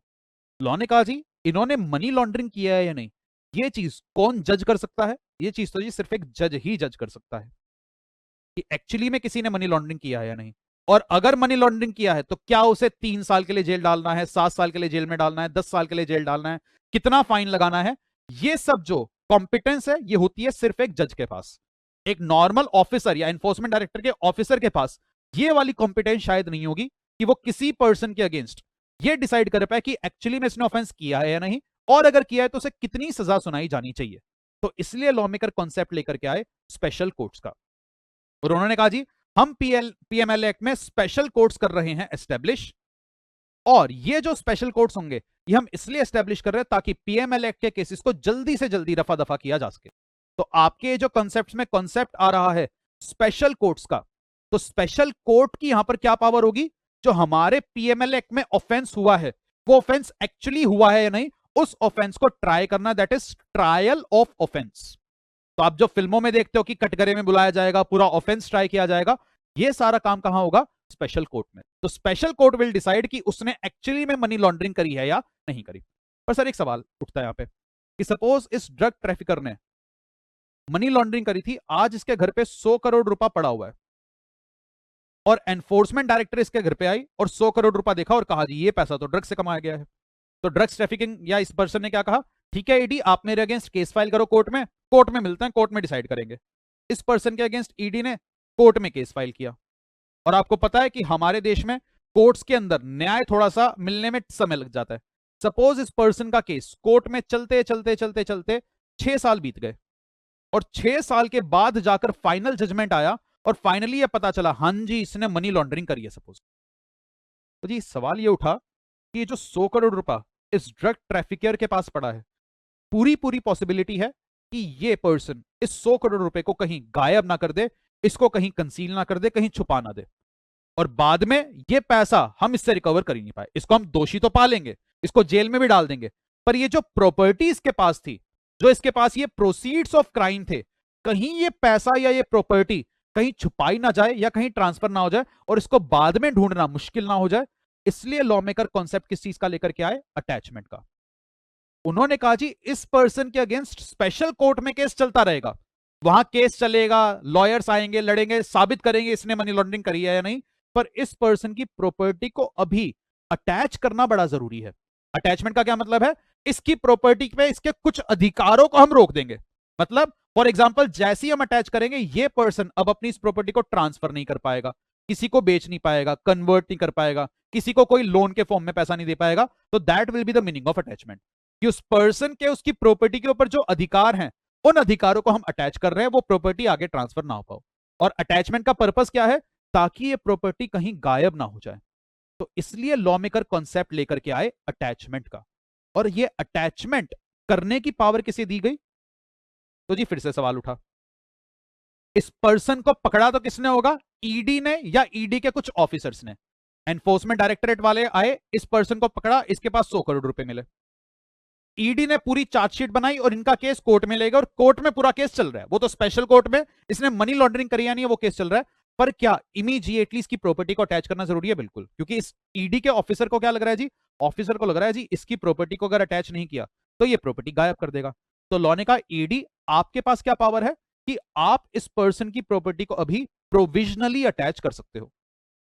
तो लॉ मेकर ने क्या पावर दी ईडी को कि आप इसकी प्रॉपर्टी को प्रोविजनली अटैच कर लेना। प्रोविजनली अटैच मतलब अभी आपने अटैच तो किया है पर अटैचमेंट भी प्रोविजनल है, क्योंकि अटैचमेंट का फाइनल ऑर्डर ऑफिसर आप नहीं दे सकते, क्योंकि आपने तो ये केस पकड़ा, आपने तो इस पर्सन को पकड़ा, आप तो चाहोगे ही अटैचमेंट हो जाए, तो ये अटैचमेंट का फाइनल ऑर्डर आप नहीं दोगे। अटैचमेंट का फाइनल ऑर्डर कौन देगी? एडजुडिकेटिंग अथॉरिटी, या जिसे हम शॉर्ट में क्या कह देते हैं, डबल ए। तो लॉ ने क्या कहा, ऑफिसर आप इस पर्सन की प्रॉपर्टी को पकड़िएगा। प्रॉपर्टी में क्या आ सकता है? कैश आ सकता है, इसका घर आ सकता है। आप इसकी इस प्रॉपर्टी को अटैच करिए। आप जो अटैचमेंट करोगे उसे हम बोलेंगे प्रोविजनल अटैचमेंट। प्रोविजनल अटैचमेंट करने के बाद आप अपनी कंप्लेंट लेकर के जाना एडजुडिकेटिंग अथॉरिटी के पास, और अगर एडजुडिकेटिंग अथॉरिटी को आप साबित कर पाए और एडजुडिकेटिंग अथॉरिटी का लगा हां जी ये वाली जो प्रॉपर्टी है कहीं ना कहीं क्राइम में इंडल्ज है और ये पर्सन इस प्रॉपर्टी को लेकर के गायब हो सकता है, तो एडजुडिकेटिंग अथॉरिटी फाइनल ऑर्डर किस चीज का दे देगी? अटैचमेंट का। तो कहने का मतलब क्या है? अटैचमेंट का फाइनल ऑर्डर कौन एडजुडिकेट करेगा? Adjudicating authority. इसलिए हमारे कॉन्सेप्ट नंबर 3 का नाम भी क्या है? Attachment and adjudication. कि प्रोविजनल अटैचमेंट तो ऑफिसर करेगा, जो डायरेक्टर ऑफ एनफोर्समेंट आएगा वो करेगा, पर फाइनल अटैचमेंट का एडजुडिकेशन कौन करेगा? Adjudicating authority. तो एडजुडिकेटिंग अथॉरिटी फिर अपना ऑर्डर पास करके बताएगी हां जी क्या इसकी प्रॉपर्टी अटैच होनी चाहिए या नहीं, और एक बार अगर अथॉरिटी ने इसकी प्रॉपर्टी अटैच कर दी तो उसे हम मान लेंगे फाइनल अटैचमेंट का ऑर्डर। पर जी अटैचमेंट का मतलब क्या है? प्रॉपर्टी अभी भी इस ड्रग ट्रैफिकर की ही है, बस हमने इसके इस प्रॉपर्टी को अटैच कर दिया से कि ये अपनी प्रॉपर्टी को अब ट्रांसफर नहीं कर पाएगा। सवाल उठा जी कब तक नहीं कर पाएगा? कब तक इसकी प्रॉपर्टी अटैच रहनी चाहिए? तो जी आंसर बड़ा सिंपल सा है, कब तक इसकी प्रॉपर्टी अटैच रहनी चाहिए? जब तक कोर्ट में साबित ना हो जाए कि इसने मनी लॉन्ड्रिंग करी है या नहीं। तो अगर तो कोर्ट में साबित हो गया कि इसने मनी लॉन्ड्रिंग नहीं करी, तो इसका ये अटैचमेंट फिनिश हो जाएगा। दैट इज जैसे ही स्पेशल कोर्ट ये ऑर्डर पास कर देगा कि हां जी इसने मनी लॉन्ड्रिंग नहीं करी, तो इसकी जो प्रॉपर्टी अटैच की गई थी उस अटैचमेंट को क्या किया जाएगा? रिलीज। पर अगर अगर अगर अगर स्पेशल कोर्ट ने यह पाया कि हां जी इसने तो मनी लॉन्ड्रिंग करी है, इसको मनी लॉन्ड्रिंग के लिए दोषी पाया गया, जेल तो ये जाएगा, फाइन तो ये भरेगा, पर क्या हम इसके घर पे ये 100 करोड़ रुपया पड़ा रहने दे, या क्या ये घर इसके नाम पे रहने दे? सरकार कह रही है जी नहीं। और यहीं से मनी लॉन्ड्रिंग का दूसरा सबसे बड़ा ऑब्जेक्टिव निकल करके आया। पहला ऑब्जेक्टिव तो मनी लॉन्ड्रिंग का क्या था? कि कोई भी इस प्रोसीड्स ऑफ क्राइम को सिस्टम में ना ला पाए। That was the first objective, कि हम गलत तरीके से कमाए गए पैसे को, गलत तरीके से कमाए गए पैसे को रोकें। एंड दूसरा ऑब्जेक्टिव ऑफ पीएमएल एक्ट क्या है? कि जो भी प्रॉपर्टी आप क्राइम से कमाओगे वो प्रॉपर्टी हो जाएगी सरकार की। वो प्रॉपर्टी फिर आपकी नहीं रहेगी, वो प्रॉपर्टी किसकी हो जाएगी? गवर्नमेंट की। दैट इज कहने का मतलब क्या है? अगर स्पेशल कोर्ट ने इसे मनी लॉन्ड्रिंग के लिए दोषी पाया और कहा हां जी he is liable for the offence of money laundering, तो इसकी प्रॉपर्टी फाइनली हो जाएगी कॉन्फिस्केट। और कॉन्फिस्केट होने के बाद ये प्रॉपर्टी अब किसकी हो गई? सरकार की। तो कॉन्फिस्केशन का क्या मतलब है? कि इसकी ओनरशिप अब हो जाएगी सरकार की, अब उस पर्सन का अपनी प्रॉपर्टी पर कोई भी अधिकार नहीं रहेगा। तो ये कॉन्फिस्केशन का फाइनल ऑर्डर आएगा, और जैसे ही कॉन्फिस्केशन का फाइनल ऑर्डर आया, now this property will belong to the government. मैं ये पूरा प्रोसेस आपके लिए रिपीट कर रहा हूं। तो हमने क्या कहा जी? लॉ मेकर ने एक कॉन्सेप्ट तो बनाया स्पेशल कोर्ट्स का। स्पेशल कोर्ट का कॉन्सेप्ट क्यों बना? क्योंकि किसी भी पर्सन ने मनी लॉन्ड्रिंग करी है या नहीं, ये चीज कौन डिसाइड करेंगे? ये चीज डिसाइड करेंगे जी एक जज। ये पावर है जज के पास। तो कोर्ट में केस चलेगा और जज डिसाइड करेंगे उसने मनी लॉन्ड्रिंग करी या नहीं। पर क्योंकि कोर्ट में केस चलने में समय लगेगा, तो उसकी प्रॉपर्टी को आज ही अटैच करना जरूरी है। तो लॉ मेकर ने प्रोविजनली अटैच करने की पावर दी डायरेक्टर को, एंड फाइनल अटैचमेंट की पावर दी एडजुडिकेटिंग अथॉरिटी को। एंड ये अटैचमेंट कितने टाइम तक कंटिन्यूड रहेगा? सर ये अटैचमेंट तब तक कंटिन्यूड रहेगा जब तक स्पेशल कोर्ट का फाइनल जजमेंट नहीं आ जाता। तो फाइनल जजमेंट में अगर उसे निर्दोष पाया गया, उसकी प्रॉपर्टी कर दी जाएगी रिलीज। अगर उसे दोषी पाया गया, उसकी प्रॉपर्टी सरकार के फेवर में हो जाएगी कॉन्फिस्केट। बस यहां पर एक छोटी सी अथॉरिटी रहेगी, एपेलेट ट्रिब्यूनल। इसका क्या रोल है? तो एक बार अपना कॉन्सेप्ट नंबर 3 पढ़ना स्टार्ट करते हैं, आपको एपेलेट ट्रिब्यूनल का भी रोल समझ में आ जाएगा। तो अगले हमारे 3 कॉन्सेप्ट्स यही आ रहे हैं। सबसे पहला कॉन्सेप्ट आ रहा है अटैचमेंट, एडजुडिकेशन, कॉन्फिस्केशन का। दूसरा कॉन्सेप्ट यहां पर पे आ रहा है हमारा एपेलेट ट्रिब्यूनल, एंड तीसरा कॉन्सेप्ट यहां पर आ रहा है हमारा स्पेशल कोर्ट्स। ठीक, तो सबसे पहले हम आपको स्पेशल कोर्ट्स के बारे में पढ़ाएंगे, फिर हम आएंगे अपना एडजुडिकेशन के ऊपर, एंड तब आएंगे हम अपना एपलेट ट्रिब्यूनल। तो please come down to this concept number 5, special courts. बड़ा इजी सा टॉपिक है। ये क्या कह रहे हैं जी? सेंट्रल गवर्नमेंट एस्टेब्लिश करेगी स्पेशल कोर्ट, किस चीज के लिए? For trial of offence.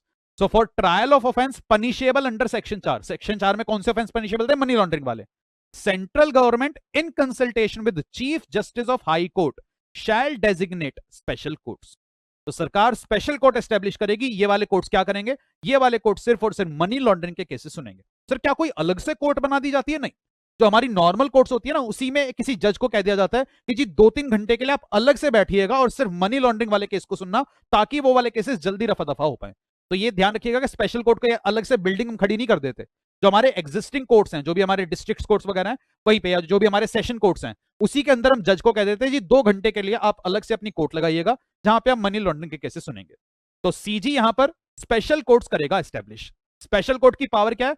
वो ऑफेंस को करेगा try, that is offence will be tribal before the special court. And कौन से ऑफेंसेस को यहां पे ट्राई किया जाएगा? तो लॉ कह रहा है जी offences punishable under section 4 are triable by the special courts. तो स्पेशल कोर्ट सेक्शन 4 वाले ऑफेंसेस को करेगा ट्राई। पर यहां पर एक बात और आई, स्पेशल कोर्ट में take cognizance of offence under section 3 without trial. इसको हम लॉ की लैंग्वेज में बोलते हैं समरी ट्रायल, कि बिना प्रॉपर ट्रायल के समरी बेसिस पर आप किसी को दोषी पा सकते हो। तो अगर आज स्पेशल कोर्ट को लग रहा है कि हमें किसी ऑफेंस के लिए पूरी हियरिंग्स नहीं करनी, तारीख पे तारीख नहीं देनी, उसको एक तारीख देंगे, लॉयर आएगा, सारे क्लेम्स करेगा, चार्जशीट फाइल होगी, वो सब नहीं करना चाह रहा, तो वो पावर भी स्पेशल कोर्ट के पास है। अब ये स्पेशल या समरी प्रोसीजर्स कैसे होता है, समरी हियरिंग कैसे होगी, किन केसेस में होगी, तो वो आपके सिलेबस का पार्ट नहीं है, क्योंकि वो सारी चीज आपके सीआरपीसी में लिखी हुई है। तो एक क्रिमिनल प्रोसीजर कोड है, वहां पे पूरा प्रोसेस दिया गया है। क्योंकि यहां पर क्या लिखा हुआ है कि जो क्रिमिनल प्रोसीजर कोड है वो हमारे स्पेशल कोर्ट पर करेगा apply, as if special court is a court of session. तो अगर आप कभी अपने जीवन में क्रिमिनल प्रोसीजर कोड पढ़ोगे तो वो आपको बताता है कि आज अगर कोई क्राइम हुआ तो जज उस क्रिमिनल को सजा कैसे सुनाएगा, उसके अगेंस्ट केस कैसे चलेगा, कैसे हियरिंग्स होंगी, उसका पूरा प्रोसीजर सीआरपीसी में गिवन है। और सीआरपीसी में कोर्ट होता है कोर्ट ऑफ सेशन। तो जैसे कि जैसे कोर्ट ऑफ सेशन को वो सारी बातें माननी होती है, वैसे वैसे स्पेशल कोर्ट ये वाली बातें मानेगा। फॉर एग्जांपल सीआरपीसी में जैसे एक बात क्या लिखी है कि आज अगर आपने किसी को अरेस्ट किया है, उसको 24 घंटे के अंदर अंदर आपको मजिस्ट्रेट के आगे पेश करना पड़ेगा।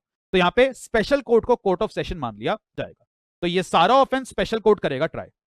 आगे कह रहे हैं जी, अगर ये case by chance special court के अलावा किसी और के पास था, तो वो वाला कोर्ट ये वाला केस स्पेशल कोर्ट के पास करेगा ट्रांसफर। एंड जी स्पेशल कोर्ट इस पूरे के पूरे केस की सुनवाई किसके हिसाब से करेगा? सीआरपीसी के प्रोविजंस के हिसाब से, कि कैसे इसको बुलाना है, कैसे इसको गीता पे हाथ रखकर कसम खिलानी है, कैसे सजा सुनानी है, उसका पूरा प्रोसीजर आपके सीआरपीसी में गिवन है। तो ये आपका मीनिंग आया कि स्पेशल कोर्ट की ये पावर है। एंड आगे लास्टली क्या कह रहा है जी? Offence to be cognizable and not bailable. ये पॉइंट ध्यान से समझिएगा। इसने कहा जी, no person accused of offence punishable with imprisonment for more than 3 years under part A of schedule shall be released on bail unless the public prosecutor has been given opportunity to oppose such release and court is satisfied that he is not guilty and is not likely to commit any offense while on bail। तो ये किस चीज की बात कर रहा है जी? जिस पर्सन को आज अरेस्ट किया गया कि आप मनी लॉन्ड्रिंग के लिए गिल्टी और आपका केस कोर्ट में चल रहा है, तो सवाल उठ रहा है जी जितने टाइम कोर्ट में केस चलेगा उतने समय के लिए वो जेल में ही रहेगा या उसको बेल मिल सकती है? तो लॉ कह रहा है जी बेल तो मिल सकती है, पर ध्यान रखना प्राइमा फेसी ये सारे ऑफेंसेस होंगे आपके नॉन बेलेबल। उस पर्सन को बेल सिर्फ कब मिलेगी? अगर उस पर्सन ने कोई ऐसा ऑफेंस किया जो 3 साल से कम के लिए पनिशेबल था पार्ट ए में, तो उसे बेल बिना किसी सुनवाई के भी मिल सकती है। पर अगर उस पर्सन ने कोई ऐसा ऑफेंस किया है part A of the schedule का जिसमें 3 साल से ज्यादा की सजा दी जा सकती है, तो उसको बेल कब मिलेगी? जब उसके अगेंस्ट सुनवाई कम से कम कोर्ट में एक बार हो चुकी हो, दैट इज उसको एक बार कोर्ट में लाया गया हो और पब्लिक प्रोसिक्यूटर को उसकी बेल एप्लीकेशन रोकने का मौका मिला हो, कि पब्लिक प्रोसिक्यूटर जो सरकार का लॉयर है उसे अपनी बात रखने का मौका दिया हो गया, अरे इसको बेल मत देना, इसने तो ड्रग्स ट्रैफिकिंग करी है, जज साहब अगर आप इसको बेल पर छोड़ोगे ये रफू चक्कर हो जाएगा, मैं आपको बता रहा हूं। तो पब्लिक प्रोसिक्यूटर को अपनी बात रखने का मौका दिया गया हो, और पब्लिक प्रोसिक्यूटर की बात सुनने के बाद कोर्ट को क्या लग रहा है? कोर्ट को लग रहा है जी शायद इस पर्सन ने ना मनी लॉन्ड्रिंग नहीं करी, शायद ईडी ने इसके अगेंस्ट जो केस बनाया ना शायद थोड़ा गलत बना दिया, फॉर एग्जाम्पल अगर आपको पता हो तो आईसीआईसीआई बैंक की पहले जो चेयरमैन थी चंदा कोचर, उनके अगेंस्ट भी केस चल रहा है। तो आज अगर सपोज चंदा कोचर या उनके हस्बैंड को अरेस्ट कर लिया जाए और कोर्ट को लग रहा है शायद यार ईडी गलत फंसा रहा है, शायद इन्होंने मनी लॉन्ड्रिंग नहीं किया, या शायद ये उस ऑफेंस के लिए लायबल नहीं है, तो कोर्ट उन्हें बेल पर रिलीज कर सकता है। पर बेल पर ऐसे ही वो रिलीज नहीं होंगे, बेल पर रिलीज वो सिर्फ कब होंगे, जब कोर्ट में कम से कम एक बार पब्लिक प्रोसिक्यूटर को अपनी बात रखने का मौका दिया गया हो। बट इस बात की एक एक्सेप्शन है। एक्सेप्शन क्या है जी? अगर कोई पर्सन 16 साल से कम का है, या अगर कोई विमेन है, या कोई सिख है, इन्फर्म है, of accused of money laundering, या आप मनी लॉन्ड्रिंग के एक ऐसे ऑफेंस के लिए अक्यूज्ड हैं जहां पे मनी लॉन्ड्रिंग का टोटल अमाउंट 1 करोड़ से कम है, तो वहां बिना पब्लिक प्रोसिक्यूटर के आपका केस लड़े आपको बेल पर रिलीज किया जा सकता है। दैट इज, आपका उस केस में कोर्ट में आना जरूरी नहीं है, ये मौका पब्लिक प्रोसिक्यूटर को दिए बिना आपको बेल पर रिलीज किया जा सकता है। तो आज अगर आपने कोई ऐसा ऑफेंस किया है जो 3 साल से ज्यादा के लिए पनिशेबल है under part A of the schedule, तो पब्लिक प्रोसिक्यूटर को पहले मौका दिया जाएगा, फिर कोर्ट डिसाइड करेगा आपको बेल देनी है या नहीं। पर अगर आप विमेन हैं, सिख हैं, इन्फर्म है, या 16 साल से कम के हैं, या आपने मनी लॉन्ड्रिंग का कोई ऐसा ऑफेंस किया है जहां 1 करोड़ से कम का अमाउंट इन्वॉल्व है, वहां पे आपको बेल पर बिना पब्लिक प्रोसिक्यूटर की सुनवाई के भी रिलीज किया जा सकेगा। ये आपके लिए इंपॉर्टेंट है, ये आपके एमसीक्यू का पार्ट बन सकता है। एंड लास्टली क्या कह रहे हैं जी? स्पेशल कोर्ट किसी के भी अगेंस्ट मनी लॉन्ड्रिंग की सुनवाई सिर्फ कब करेगा? जब उसके अगेंस्ट मनी लॉन्ड्रिंग का केस किसने बनाया हो, या तो डायरेक्टर ने, डायरेक्टर मतलब एनफोर्समेंट डायरेक्टर ने, या सेंट्रल या स्टेट गवर्नमेंट के किसी ऑफिसर ने, तभी कोर्ट उसके अगेंस्ट किसी भी केस की सुनवाई करेगा। एंड लास्टली भाई एक छोटा सा पॉइंट और आया कि आज अगर स्पेशल कोर्ट ने आपको कह दिया हां जी आपने मनी लॉन्ड्रिंग करी है, जाओ 7 साल जेल में, आपको 7 साल जेल की सजा सुना दी गई, तो क्या आप अपील कर सकते हो स्पेशल कोर्ट के against? The answer is yes. आपकी अपील का जाएगी हाई कोर्ट के पास। तो high court shall have powers for regarding appeal and revision. तो आपकी अपील की पावर किसके अगेंस्ट आ रही है? हाई कोर्ट के पास। कि अगर आप स्पेशल कोर्ट के जजमेंट से खुश नहीं है तो आप हाई कोर्ट में अपील फाइल करेंगे। अब सर ये हाई कोर्ट में अपील कितने दिन में फाइल होगी, इसका क्या प्रोसीजर है? तो वो सारा प्रोसीजर आपका सीआरपीसी से निकल करके आता है, पर वो हमारे सिलेबस का पार्ट नहीं है, क्योंकि सीआरपीसी सीए के सिलेबस में नहीं है, पर उसके सारे प्रावधान आपके सीआरपीसी में गवर्नड है। कि अगर इस कोर्ट ने आपको सजा सुनाई, 7 साल जेल में डाल दिया, तो क्या आप अपील कर सकते हो? ऑब्वियसली आप हाई कोर्ट में जा सकते हो, उसका प्रोविजन पर सीआरपीसी से निकल करके आएगा। ध्यान रखना, ये हमने अपना कॉन्सेप्ट नंबर 5 पूरा किया, special courts. And special court की क्या पावर है कि स्पेशल कोर्ट इस चीज की सुनवाई करेगा कि आपने ये ऑफेंस किया है या नहीं किया। इस चीज की सुनवाई हो रही है आपकी स्पेशल कोर्ट में। सबसे बड़ी दिक्कत क्या है जी?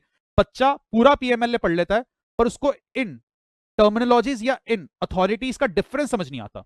वो कहता है ईडी का क्या रोल है, कोर्ट का क्या रोल है, एडजुडिकेटिंग अथॉरिटी का क्या रोल है, एपेलेट ट्रिब्यूनल का क्या रोल है, तो वो इन सब चीजों में मिक्सअप हो जाता है। तो इस चीज के बेसिक्स को हमेशा क्लियर रखना कि स्पेशल कोर्ट का क्या काम है।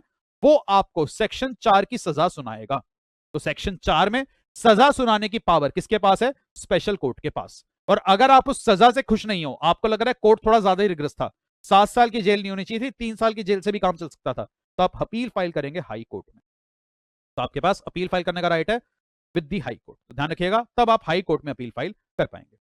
ये तो पावर आई सर स्पेशल कोर्ट की। पर हमने क्या सीखा कि सर स्पेशल कोर्ट में केस चलते चलते चलते चलते कई साल बीत सकते हैं। तो क्या हम उस पर्सन को वो जो प्रोसीड्स ऑफ क्राइम की प्रॉपर्टी है वो रिटेन करने का ऐसी ही राइट दे दें? पता चला उसने वो प्रॉपर्टी घप कर दी, कहीं गायब कर दी, तो इसलिए लॉ मेकर लेकर के आए कॉन्सेप्ट नंबर 3, किस चीज का? अटैचमेंट का। And this is very significant provision of PMLA and very strong provision of PMLA. इसका बहुत ज्यादा इस्तेमाल प्रैक्टिकली किया जाता है। तो आते हैं अपने कॉन्सेप्ट नंबर 3 पे, that is attachment, adjudication and confiscation. Very very important. Section number 5 यहां पर बड़ा इंपॉर्टेंट आ रहा है, और इसके बाद एक सेक्शन 8 आएगा। Both are very very very very important for exams. One of the very strong provisions of PMLA. देखते हैं जी क्या कहना चाह रहे हैं। तो ये कह रहे हैं जी सबसे पहले उस पर्सन की प्रॉपर्टी को क्या किया जाएगा? Provisionally attach. पर प्रोविजनल अटैचमेंट की पावर किसके पास है? डायरेक्टर के पास, या officer not below the rank of deputy director. तो अब आपके लिए समझना जरूरी है कि इतनी देर से जो मैं सिर्फ ईडी कह रहा हूं, एनफोर्समेंट डायरेक्टर या डायरेक्टरेट ऑफ एनफोर्समेंट कह रहा हूं, उसमें कौन कौन सी पोस्ट आती हैं एंड उनमें से कौन कौन से ऑफिसर्स के पास पावर है प्रोविजनल अटैचमेंट करने की। तो वो पोस्ट मैं आपको एक बार दिखा देता हूं मेन बुक से। We'll have to take the help of the main book, just give me a minute. तो मेन बुक में मैं आपको लेकर आया, वहां आ रही है आपकी authorities for the purpose of this act. This act में सर जो अथॉरिटीज हैं, कौन कौन सी अथॉरिटीज हैं? एक तो सर आपकी आ रही है डायरेक्टर, जिनको आप क्या कहते हैं? ईडी। दूसरी आ रही है एडिशनल डायरेक्टर, जॉइंट डायरेक्टर, उनके नीचे आते हैं आपके डिप्टी डायरेक्टर, उनके नीचे आते हैं आपके असिस्टेंट डायरेक्टर या such other officers as may be prescribed. और इस पॉइंट ने क्या कहा जी, अटैचमेंट या प्रोविजनल अटैचमेंट करने की पावर किसके पास है, डायरेक्टर और officer not below the rank of deputy director. तो आपके डायरेक्टर प्रोविजनल अटैचमेंट कर सकते हैं, एडिशनल डायरेक्टर कर सकते हैं, जॉइंट डायरेक्टर कर सकते हैं, डिप्टी डायरेक्टर कर सकते हैं, पर क्या असिस्टेंट डायरेक्टर या किसी और ऑफिसर को प्रोविजनल अटैचमेंट करने की पावर है? The answer is no. तो अगर बाई चांस पेपर में सवाल आ जी असिस्टेंट डायरेक्टर ने प्रोविजनली अटैच कर दी किसी की प्रॉपर्टी, तो आप ये कहेंगे जी उनके पास वो जुरिस्डिक्शन थी ही नहीं, तो वो अटैचमेंट वैलिड ही नहीं होगा, क्योंकि अटैचमेंट करने की पावर किसे दी गई है, director, additional director, joint director या डिप्टी डायरेक्टर को। तो ध्यान रखिएगा असिस्टेंट डायरेक्टर या उनसे नीचे जो ऑफिसर्स आ रहे हैं उनके पास प्रोविजनल अटैचमेंट करने की पावर नहीं है। तो लेट्स टेक सर, हम एग्जांपल लेते हैं डायरेक्टर का, कि आज डायरेक्टर हैं, उन्हें शक हो रहा है कि किसी पर्सन के पास कोई प्रॉपर्टी है और शायद वो प्रॉपर्टी प्रोसीड्स ऑफ क्राइम से कमाई है। तो यहां पे हमारी ईडी आ रही है, अब मैं डायरेक्टर को ईडी बोलूंगा, तो यहां पर हमारी ईडी आ रही है, यहां पर एक अक्यूज्ड है और इस अक्यूज्ड के पास है एक घर, बहुत ही आलीशान सा बंगला इसके पास है, एक बहुत ही बढ़िया सा बंगला इसने बना रखा है, बहुत आलीशान बंगला है। और जी ईडी को शक हो रहा है कि इस अक्यूज के पास ये जो बंगला आ रहा है, ये बंगला इसने बनाया है प्रोसीड्स ऑफ क्राइम से, ह्यूमन ऑर्गन्स बेच के। कोरोना के टाइम पे इसने ह्यूमन ऑर्गन सेल किए, उससे पैसा कमाया, इससे ज्यादा तो गंदा मनी क्या ही होगा, और उससे इसने अपना एक बंगला बनाया है। और ईडी को लग रहा है जी इसके अगेंस्ट मनी लॉन्ड्रिंग का केस चलना चाहिए, वो तो स्पेशल कोर्ट में चलेगा, पर अगर कोर्ट में केस 6-7 साल तक चलता रहा, शायद ये अपनी प्रॉपर्टी किसी को आगे बेच दे या प्रॉपर्टी किसी तरीके से किसी और को ट्रांसफर ना कर दे। अगर ऐसा हुआ तो सरकार का नुकसान है, क्योंकि ये प्रॉपर्टी अल्टीमेटली किसकी बननी चाहिए, सरकार की, और ये पैसा वैसे भी क्राइम से आया तो इस पर्सन को ये प्रॉपर्टी का फायदा नहीं मिलना चाहिए। तो ईडी के पास क्या पावर है, ईडी इसकी प्रॉपर्टी को कर सकता है प्रोविजनली अटैच। बट यहां पे एक सबसे इंपॉर्टेंट पॉइंट क्या आ रहा है कि ईडी के पास होना चाहिए स्ट्रॉन्ग रीजन टू बिलीव। तो मैं आपको कॉम्पैक्ट बुक पर लेकर आ रहा हूं, एंड वो क्या कह रहा है जी, where the director has reason to believe that any person is in possession of proceeds of crime and such proceeds are likely to be concealed, transferred, dealt in any manner which will frustrate the proceedings of confiscation, तो वो क्या कर सकता है, वो कर सकता है प्रोविजनल अटैचमेंट। यहां पे एक बहुत इंपॉर्टेंट पॉइंट आ रहा है, वो आ रहा है रीजंस टू बिलीव। ये पॉइंट हमारा शायद एग्जाम्स के लिए इतना रेलिवेंट नहीं है, पर प्रैक्टिकली इस पॉइंट पर बहुत डिबेट होती है जब आपका केस कोर्ट में चलता है, या हम ये देखते हैं आपने अटैचमेंट ढंग से करी या थी या नहीं, तो ये रीजंस टू बिलीव वाला पॉइंट बहुत सिग्निफिकेंट हो जाता है। और ये पॉइंट क्या कह रहा है जी, डायरेक्टर आप अटैचमेंट कर तो सकते हो, पर अटैचमेंट सिर्फ कब कर सकते हो, जब आपके पास कोई स्ट्रॉन्ग सबूत है, कोई स्ट्रॉन्ग रीजन टू बिलीव है कि इस पर्सन के पास जो प्रॉपर्टी है वो क्राइम के पैसे से आई है। तो आपके पास इस चीज का सबूत होना चाहिए। आप ऐसे ही जाके किसी की भी यूं ही बेकार में प्रॉपर्टी अटैच मत कर देना, आपके पास कोई स्ट्रॉन्ग रीजन टू बिलीव हो कि उस पर्सन ने जो पैसा कमाया वो क्राइम से कमाया है, और आपको साथ ही साथ इस बात का विश्वास है कि अगर अभी इस प्रॉपर्टी को हमने अटैच नहीं किया तो वो पर्सन इस प्रॉपर्टी को किसी और को ट्रांसफर कर सकता है, छुपा सकता है, या किसी भी इस तरीके से डील कर सकता है जिससे शायद बाद में उस प्रॉपर्टी से पैसा रिकवर ना हो पाए। तो आप क्या कर सकते हो, तो आप कर सकते हो प्रोविजनल अटैचमेंट। तो आप एक प्रोविजनल अटैचमेंट का ऑर्डर पास कर सकते हो, एंड ये जो प्रोविजनल अटैचमेंट होगी कितने दिन के लिए वैलिड होगी, 180 डेज। इस डेज वाली पॉइंट पे हम बाद में आएंगे, पर लॉ ने क्या कहा, डायरेक्टर आपके पास एक पावर है, ईडी आपके पास एक पावर है कि आप उसकी प्रॉपर्टी को प्रोविजनली अटैच कर सकते हो if you have reasons to believe. पर यहां पे एक इंपॉर्टेंट बात क्या है कि आज ईडी को लग रहा है कि इसके पास जो प्रॉपर्टी है एक्यूज के पास, ये प्रोसीड्स ऑफ क्राइम से है और ये इसका घपलेबाजी कर सकता है, इसको छुपा सकता है। तो क्या ईडी सीधा जाकर प्रोविजनल अटैचमेंट कर सकता है, लॉ ने कहा नहीं। आप उसकी प्रोविजनल अटैचमेंट का ऑर्डर तब तक पास नहीं करोगे जब तक आपने ये प्रोविजनल अटैचमेंट करने वाली रिपोर्ट मैजिस्ट्रेट के आगे फॉरवर्ड ना कर दी हो, कि आपने उसका केस मैजिस्ट्रेट के आगे फॉरवर्ड किया हो, या उस पर्सन के अगेंस्ट ऑलरेडी कोई केस कोर्ट या मैजिस्ट्रेट में चल रहा है। फॉर एग्जांपल सीबीआई ने भी इस पर्सन को पकड़ रखा है और सीबीआई ने इसके अगेंस्ट केस ठोक रखा है, तो आपने तो रिपोर्ट बनाकर मैजिस्ट्रेट को नहीं दी, पर किसी और अथॉरिटी ने कंप्लेंट मैजिस्ट्रेट या कोर्ट को दे रखी है। तो प्रैक्टिकली ना कई बार ऐसा होता है कि किसी पर्सन के अगेंस्ट एफआईआर हो गई थी, सीबीआई ने एफआईआर दर्ज करी या पुलिस ने कोई एफआईआर दर्ज कर ली और उसका केस ऑलरेडी कोर्ट में पहुंच गया, और वो केस देखने के बाद ईडी को लगा यार ये तो पर्सन शायद मनी लॉन्ड्रिंग में भी अक्यूज हो सकता है, तो ईडी साइमल्टेनियसली उसका केस पीएमएलए एक्ट में मनी लॉन्ड्रिंग में चलाता है। तो इस पॉइंट ने कहा जी आप उसकी रिपोर्ट को मैजिस्ट्रेट के पास फॉरवर्ड करना, या उसकी कंप्लेन ऑलरेडी मैजिस्ट्रेट या कोर्ट के पास है, अंडर इन्वेस्टिगेशन है, या lastly a report or complain has been filed in any other country, कि शायद वो पर्सन के अगेंस्ट कोई केस बाहर के किसी देश में किसी कोर्ट के अंदर चल रहा है। तो ये पॉइंट्स पूरे होने के बाद ही और एक स्ट्रॉन्ग रीजन टू बिलीव होने के बाद ही डायरेक्टर आप उसकी प्रॉपर्टी को प्रोविजनल अटैच करिएगा। पर यहां पर एक एक्सेप्शन है क्या, कि अगर डायरेक्टर को लग रहा है जी उसकी प्रॉपर्टी प्रोविजनली अटैच करनी अभी जरूरी है, अभी अटैच नहीं करी और अगर मजिस्ट्रेट तक रिपोर्ट लेके जाने का वेट किया, तो उस केस में तो वो प्रॉपर्टी रफू चक्कर कर देगा। तो डायरेक्टर को पावर है जी उस केस में आप इमीडिएटली उसकी प्रॉपर्टी अटैच कर सकते हो। तो इस पॉइंट ने क्या कहा, director believes that if such a property is not attached immediately, it is likely to frustrate proceedings under this act. Nothing shall prevent the person interested, sorry, then in that case director can attach the property. तो अगर director को लग रहा है जी अगर मैंने magistrate को report forward करी, रिपोर्ट बनाकर फॉरवर्ड करने का वेट किया, इतने में तो प्रॉपर्टी लेकर रफू चक्कर हो जाएगा। फॉर एग्जांपल वो गाड़ी लेकर घूम रहा है और आपको लग रहा है जी ये तो रफू चक्कर हो सकता है अपनी कार के साथ, और पता चले कार बाद में गायब हो गई, तो आप बिना मजिस्ट्रेट को रिपोर्ट फॉरवर्ड किए भी एक्सेप्शनल केसेस में डायरेक्टर उसकी प्रॉपर्टी अटैच कर सकते हो। आप कहोगे जी फिर मजिस्ट्रेट से वो रिपोर्ट लेगा ही क्यों, वो तो कह देगा जी इमरजेंसी थी। तो जी ऐसा नहीं होता। अगर आप बिना बात के प्रॉपर्टी अटैच करोगे, इसी चैप्टर में हम आगे सीखेंगे, आपके अगेंस्ट जो ऑफिसर है उसके अगेंस्ट भी ऑर्डर पास हो सकता है। तो अगर ऑफिसर अपने इस चैप्टर की पावर का इस्तेमाल, अगर ये ED, assistant director, deputy director, ये अपनी इस चैप्टर की पावर का गलत इस्तेमाल करेंगे, तो इनके अगेंस्ट भी फाइन, पेनल्टी और इंप्रिजनमेंट के प्रावधान हैं। तो ये अपनी पावर्स का कभी भी एज सच मिसयूज नहीं करते।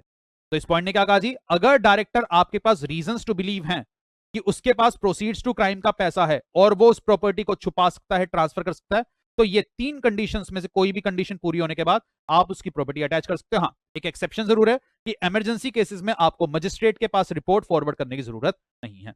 एंड दूसरी बात क्या है जी, आप जो उसकी प्रॉपर्टी अटैच करोगे वो अटैचमेंट कितने टाइम के लिए होगा, मैक्सिमम 180 डेज।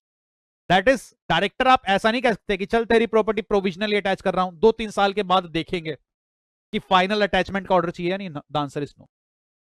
अब इस डायरेक्टर को क्या करना पड़ेगा, इसकी प्रोविजनल अटैचमेंट सिर्फ 180 दिन तक वैलिड है। तो डायरेक्टर आपको इस 180 दिन के टाइम पीरियड के अंदर अंदर एक काम करना पड़ेगा, क्या, आपको उसकी कंप्लेंट करनी पड़ेगी फाइल। और डायरेक्टर को यह कंप्लेंट कहां फाइल करनी है, एडजुडिकेटिंग अथॉरिटी के पास। और यह कंप्लेंट कितने दिन में फाइल हो जानी चाहिए, with in 30 days of attachment. अगर डायरेक्टर ने ये कंप्लेंट फाइल नहीं करी और टाइम एक्सपायर हो गया, तो 180 दिन के बाद वो प्रोविजनल अटैचमेंट खत्म हो जाएगा। तो लॉ ने कहा जी आपकी प्रोविजनल अटैचमेंट मैक्सिमम 180 दिन तक ही वैलिड है। तो 180 दिन में आप एडजुडिकेटिंग अथॉरिटी के पास केस भी फाइल करें और एडजुडिकेटिंग अथॉरिटी से फाइनल ऑर्डर ऑफ अटैचमेंट आप लेकर के आइएगा। तो डायरेक्टर जैसे ही उस पर्सन की प्रॉपर्टी को अटैच करेगा, डायरेक्टर को फटाफट अपनी कंप्लेन रेडी करनी है, एडजुडिकेटिंग अथॉरिटी के पास जाना है और उससे फाइनल एडजुडिकेशन का, फाइनल अटैचमेंट का ऑर्डर लेकर के आना रहेगा। पढ़ते हैं सारी बातें। तो इसने कहा जी डायरेक्टर अगर आपके पास रीजंस टू बिलीव है तो आप उसकी प्रॉपर्टी को प्रोविजनली अटैच करिएगा, एंड वो आपको प्रोविजनल अटैचमेंट का टाइम कितना होगा, 180 डेज। बस यहां पे क्या कह रहे हैं जी, कभी कभी ना कुछ केसेस में हाई कोर्ट्स ना किसी डायरेक्टर ने अगर प्रोविजनल अटैचमेंट किया उस पर स्टे लगा देता है। तो अगर कोई पीरियड ऑफ स्टे है तो उसको हम 180 दिन के अंदर काउंट नहीं करते। ये वाला पॉइंट बहुत ज्यादा इंपॉर्टेंट है, बस ध्यान रखना। अगर हाई कोर्ट ने आपके अटैचमेंट के पीरियड के बीच में कोई स्टे लगा दिया, तो जितने भी टाइम के लिए वो स्टे रहा, उस स्टे को हम 180 दिन में काउंट नहीं करेंगे। फॉर एग्जांपल स्टे लगाया और फिर स्टे हटा दिया, तो उसे 180 डेज में काउंट नहीं किया जाएगा। और आपकी प्रोविजनल अटैचमेंट की वैलिडिटी कितनी है, अर्लियर ऑफ 180 डेज या confirmation of attachment order by adjudicating authority. तो जी डायरेक्टर आप सीधा एडजुडिकेटिंग अथॉरिटी के पास कंप्लेंट फाइल करें एंड मेक श्योर कि एडजुडिकेटिंग अथॉरिटी का फाइनल अटैचमेंट का ऑर्डर 180 दिन में आ जाए। क्योंकि अगर 180 दिन में एडजुडिकेटिंग अथॉरिटी का फाइनल ऑर्डर नहीं आया तो आपका प्रोविजनल अटैचमेंट हो जाएगा खत्म। ऑब्वियसली अगर एडजुडिकेटिंग अथॉरिटी का ऑर्डर 180 दिन से पहले ही आ जाएगा तो भी प्रोविजनल अटैचमेंट खत्म हो जाएगा, क्योंकि अब वो अटैचमेंट प्रोविजनल नहीं है, वो क्या बन गया है, फाइनल। तो ध्यान रखना कि आपको ये 180 दिन के अंदर एडजुडिकेटिंग अथॉरिटी से फाइनल अटैचमेंट का ऑर्डर लाना रहेगा। That is very very important. And नीचे क्या कहा जी, डायरेक्टर 30 दिन के अंदर आप कंप्लेंट फाइल करेंगे। यहां पर एक छोटा सा सवाल जो पेपर में आ जाता है, सपोज जी वो अक्यूज्ड और उसके बीवी बच्चे उस घर में रह रहे थे और आज एक डायरेक्टर ने उसकी घर को प्रोविजनली अटैच कर दिया, तो क्या आज उस अक्यूज्ड को और उसके बीवी बच्चों को घर छोड़ के जाना पड़ेगा? तो द आंसर इज नो। इसने क्या कहा जी, nothing shall prevent the person interested in the enjoyment of the property. कि जी अगर उस पर्सन के पास कोई इमूवेबल प्रॉपर्टी है उसकी एंजॉयमेंट से हम उसे नहीं रोक सकते। मतलब हम ये नहीं कहेंगे चलो जी घर खाली करो ना, वो उस घर में रह सकता है, वो उस घर में रहेगा, उस प्रॉपर्टी को एंजॉय करेगा, कब तक? जब तक फाइनल कॉन्फिस्केशन नहीं हो जाता। ध्यान रखना, वो उस प्रॉपर्टी को एंजॉय कर सकता है। तो सर अटैचमेंट का क्या फायदा है? क्योंकि मैंने आपको क्या कहा था, अटैचमेंट का पर्पस क्या है? वो उस प्रॉपर्टी को किसी को ट्रांसफर नहीं कर पाएगा, लोन के फॉर्म में नहीं दे पाएगा। तो अटैचमेंट का मतलब ये नहीं है कि वो प्रॉपर्टी आपसे छीन ली गई है ना, आपके उस प्रॉपर्टी के ऊपर कुछ अधिकारों को खत्म कर दिया गया है कि आप उस प्रॉपर्टी को से किसी को ट्रांसफर नहीं कर पाएंगे।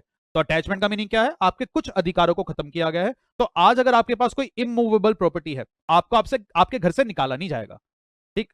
अगर प्रोविजनली अटैचमेंट हो भी जाता है, आप उस प्रॉपर्टी को करें एंजॉय। तो ये तो सबसे पहला प्रोविजन है सेक्शन 5 में कि किस तरीके से प्रोविजनल अटैचमेंट हो सकता है, और इसमें 180 डेज का टाइम बहुत इंपॉर्टेंट है फ्रॉम एमसीक्यू स्टैंड पॉइंट। अगली बात आई जी, ईडी ने आपकी प्रॉपर्टी को प्रोविजनली अटैच कर लिया, तो अब ईडी की जिम्मेवारी क्या है? ईडी को फटाफट प्रोविजनल अटैचमेंट के बाद एक कंप्लेंट फाइल करनी है with in 30 days before adjudicating authority.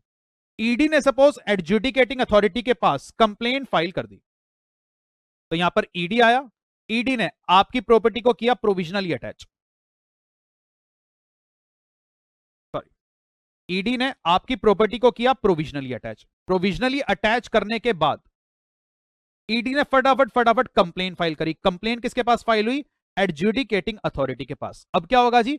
अब एडजुडिकेटिंग अथॉरिटी के पास आपका केस चलेगा, और एडजुडिकेटिंग अथॉरिटी देखेगी आप एक्चुअली में प्रोसीड्स ऑफ क्राइम में डील कर रहे थे या नहीं, एक्चुअली में मनी लॉन्ड्रिंग में इंडल्ज थे या नहीं। अगर एडजुडिकेटिंग अथॉरिटी ने भी आपको दोषी पाया, तो एडजुडिकेटिंग अथॉरिटी क्या करेगी? फाइनल अटैचमेंट का ऑर्डर पास कर देगी। नीडलेस टू से, अगर उसने दोषी नहीं पाया तो वो प्रोविजनल अटैचमेंट वहां पर खत्म हो जाएगा, वरना अगर दोषी पाया गया है तो आपके अगेंस्ट एक फाइनल अटैचमेंट का ऑर्डर आ जाएगा। तो यही कह रहे हैं जी, on receipt of application adjudicating authority may serve a notice of at least 30 days on such person calling him to indicate this।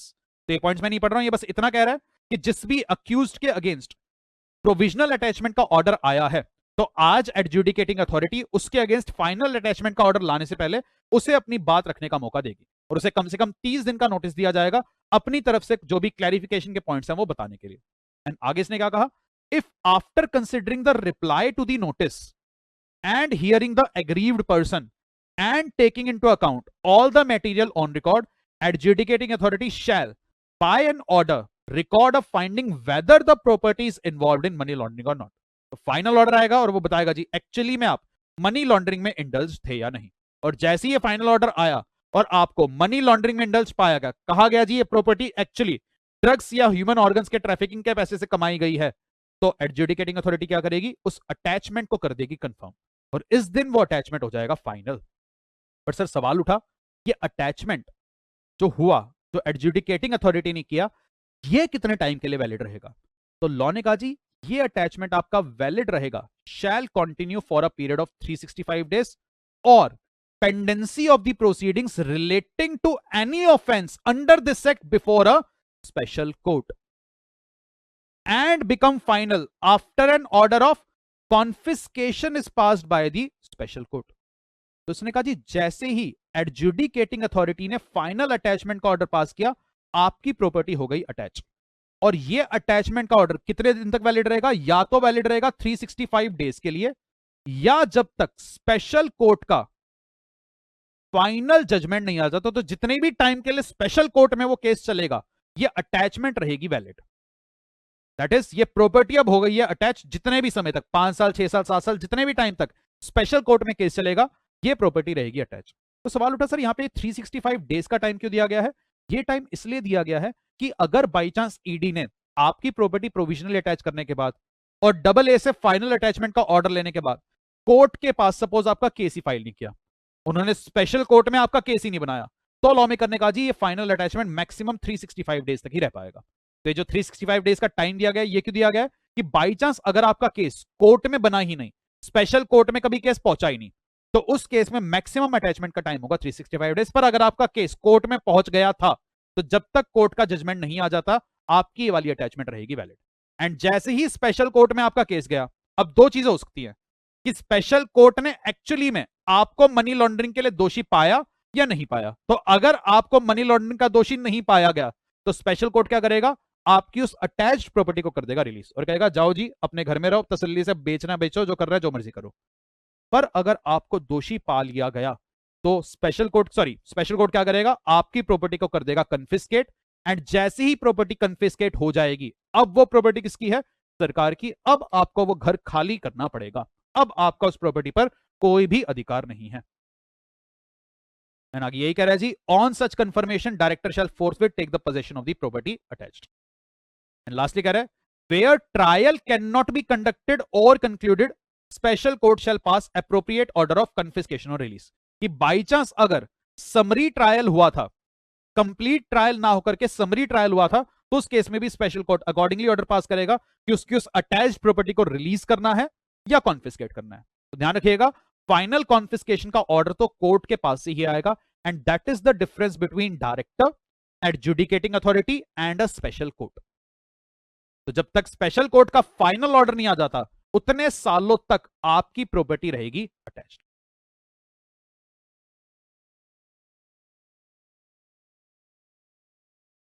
And ये एक छोटा सा पॉइंट हो रहा है, इसको आप पढ़ना कि अगर आपकी प्रॉपर्टी अटैच हुई थी और आपकी प्रॉपर्टी कॉन्फिस्केट हो गई थी और उसके बाद स्पेशल कोर्ट को लग रहा है कि जी प्रॉपर्टी जो हमने कॉन्फिस्केट करी थी वो आज क्लेमेंट को वापसी रिस्टोर करनी जरूरी है, तो एक्सेप्शनल केसेस में रिस्टोर हो सकती है। फॉर एग्जांपल, उससे हमने ऑलरेडी उतना पैसा रिकवर कर लिया जो उसने प्रोसीड्स ऑफ क्राइम से कमाया था।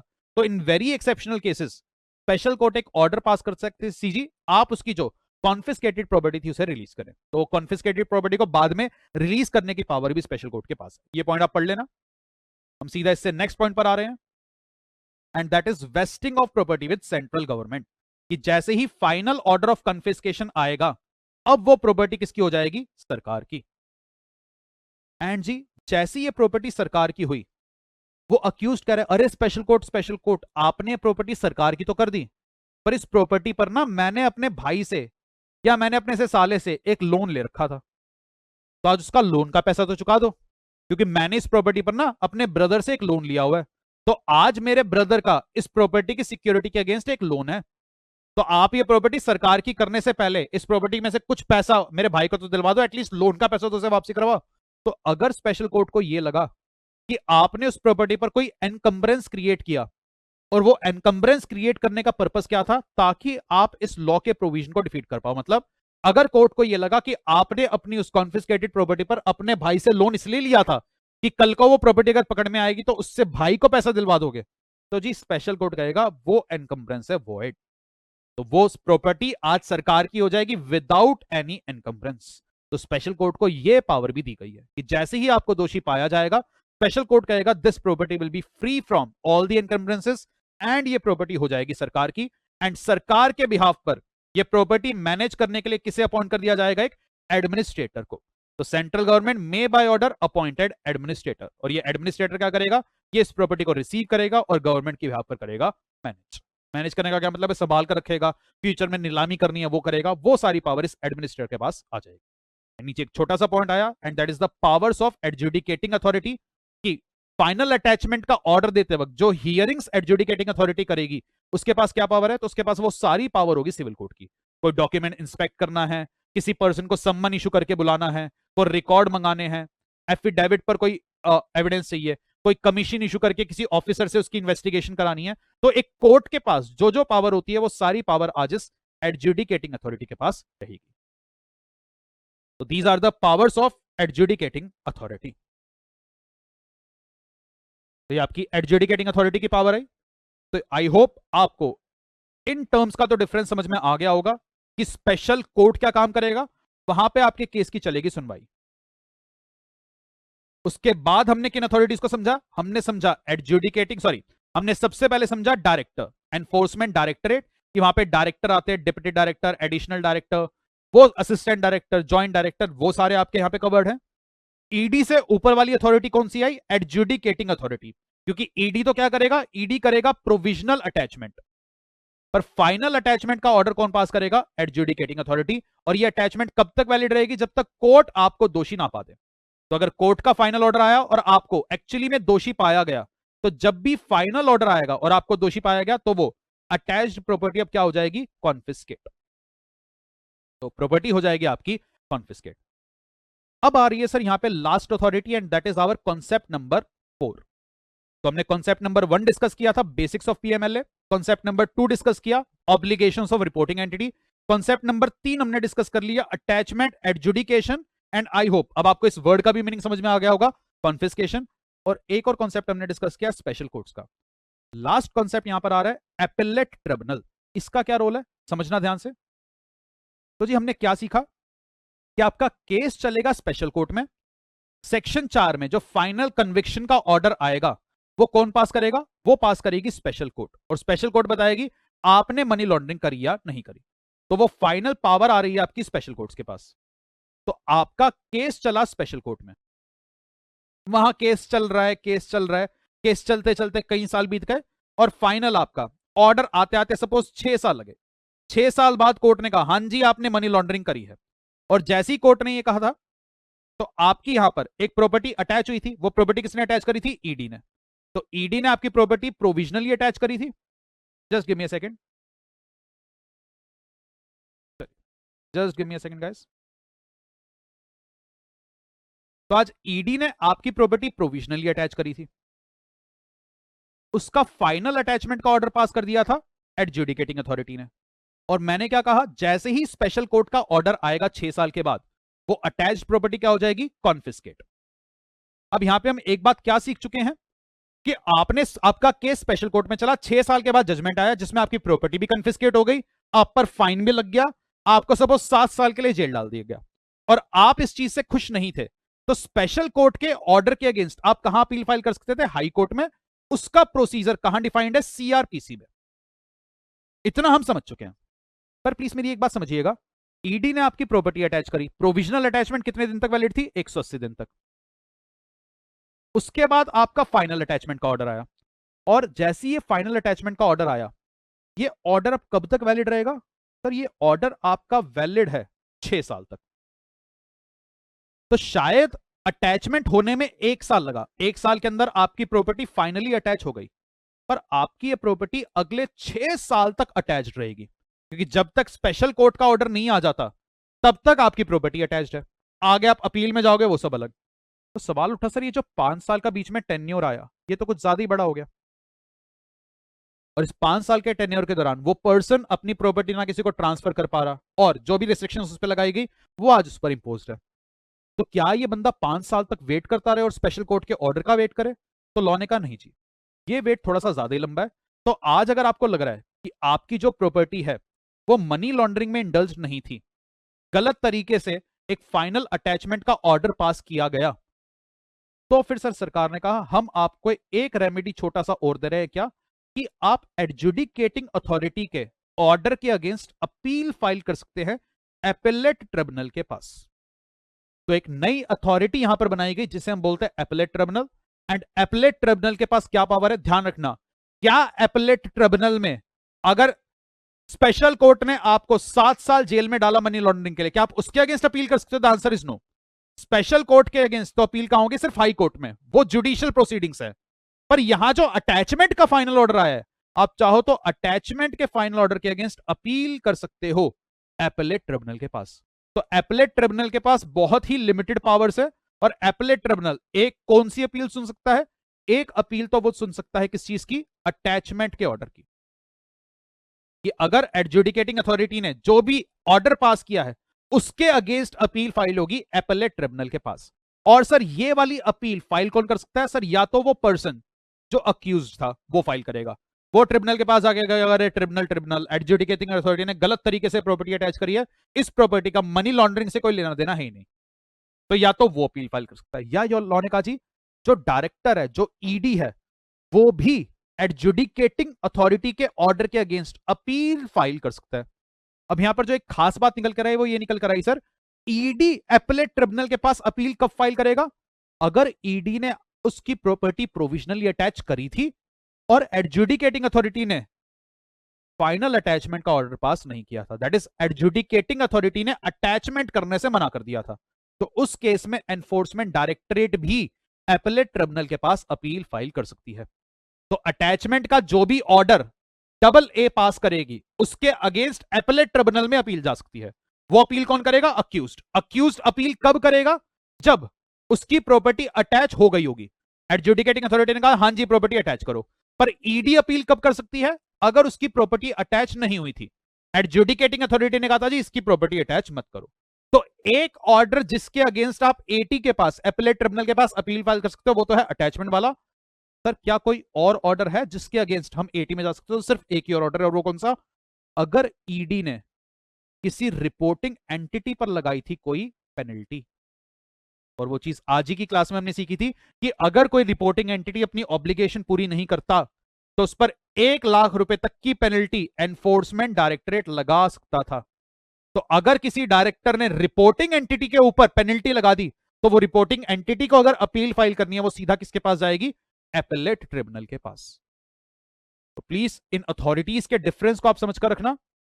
आपका केस चलेगा स्पेशल कोर्ट में, आप दोषी हो या नहीं, कितना जेल जाओगे, कितना फाइन लगेगा, वो बताएगा स्पेशल कोर्ट। उसके अगेंस्ट जाना है हाई कोर्ट में जाओ।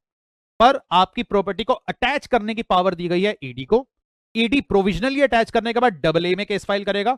अगर डबल ए ने अटैचमेंट फाइनल कर दी तो अक्यूज्ड एपेलेट ट्रिब्यूनल के पास केस फाइल कर सकता है। अगर डबल ए ने अटैचमेंट से मना कर दिया तो ईडी अब एपेलेट ट्रिब्यूनल के पास केस फाइल कर सकता है। और एपेलेट ट्रिब्यूनल के पास एक और केस की सुनवाई हो सकती है, किस चीज की? अगर डायरेक्टर ने किसी रिपोर्टिंग एंटिटी के ऊपर पेनल्टी लगाई थी और उस रिपोर्टिंग एंटिटी को लग रहा है जी ये पेनल्टी गलत लगाई गई है, तो रिपोर्टिंग एंटिटी एपेलेट ट्रिब्यूनल के पास रोने जा सकती है। एंड सर जो भी एपेलेट ट्रिब्यूनल का फाइनल ऑर्डर आएगा क्या उसके अगेंस्ट भी अपील हो सकती है? The answer is yes. और आप एपेलेट ट्रिब्यूनल के अगेंस्ट अपील कहां कर सकते हैं? हाई कोर्ट के पास। पर ध्यान रखना यहां आप जो हाई कोर्ट के पास अपील कर रहे हो ये एपेलेट ट्रिब्यूनल के ऑर्डर के अगेंस्ट कर रहे हो। अगर स्पेशल कोर्ट के ऑर्डर के अगेंस्ट अपील फाइल करनी थी उसके प्रावधान अलग थे। यहां पे आप हाई कोर्ट के पास किस लिए जा रहे हो? एपेलेट ट्रिब्यूनल के ऑर्डर के अगेंस्ट। तो दीज आर द हायरार्कीज या authority under the PMLA act. PMLA other way around it is very easy, पर ये कंफ्यूजिंग सिर्फ तभी होता है जब बच्चा इन सब अथॉरिटीज की रोल्स एंड रिस्पॉन्सिबिलिटी को अच्छे से नहीं समझता। जब वो यही ना समझे कि स्पेशल कोर्ट का क्या काम है, एडजुडिकेटिंग अथॉरिटी का क्या काम है, ईडी का क्या काम है, एपेलेट ट्रिब्यूनल का क्या काम है, हाई कोर्ट कहां से बीच में आ गया। तो अगर आप इन अथॉरिटीज के कामों को नहीं समझोगे तो आप कंफ्यूज हो जाओगे। पढ़ लेते हैं सारी बातें। आते हैं अपने concept number 4, that is appellate tribunal. तो क्या कह रहे हैं जी? Appellate tribunal. कौन सा एपेलेट ट्रिब्यूनल है? तो जी हमारी पार्लियामेंट ने एक एपेलेट ट्रिब्यूनल एस्टेब्लिश कर रखा है। एक एक्ट है हमारे देश में, smuggler and foreign exchange manipulators for feature of property act 1976। तो स्मगलर्स के अगेंस्ट आपका एक एपेलेट ट्रिब्यूनल आता है। तो ये जो एपेलेट ट्रिब्यूनल इस एक्ट में कॉन्स्टिट्यूटेड है, यही पीएमएलए एक्ट का भी एपेलेट ट्रिब्यूनल बनेगा। तो ये जो एपेलेट ट्रिब्यूनल है ये पीएमएलए एक्ट में एडजुडिकेटिंग अथॉरिटीज के अगेंस्ट अपील की सुनवाई करेगा और इस वाले एक्ट में भी अपील्स की सुनवाई करेगा। तो ये तो मीनिंग आया एपेलेट ट्रिब्यूनल का कि एपेलेट ट्रिब्यूनल होगा कौन। अगली बात आई जी एपेलेट ट्रिब्यूनल के सामने कौन से ऑर्डर्स हैं अपीलेबल। तो लॉ ने कहा जी डायरेक्टर और any person aggrieved by the order of adjudicating authority, और एडजुडिकेटिंग अथॉरिटी ने कौन सा ऑर्डर पास किया होगा? फाइनल अटैचमेंट का। तो उसके ऑर्डर के अगेंस्ट एपेलेट ट्रिब्यूनल के पास अपील कर सकता है कौन? सर या तो पर्सन एग्रीव्ड या डायरेक्टर भी अपील कर सकता है। डायरेक्टर अपील कब करेगा? अगर एडजुडिकेटिंग अथॉरिटी ने फाइनल अटैचमेंट करने से मना कर दिया था।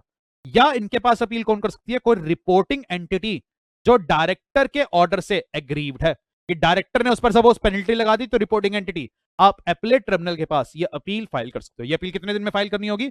With in 45 days. पर अगर आपके पास कोई सफिशिएंट कॉज है आपको एक्स्ट्रा टाइम मिल सकता है।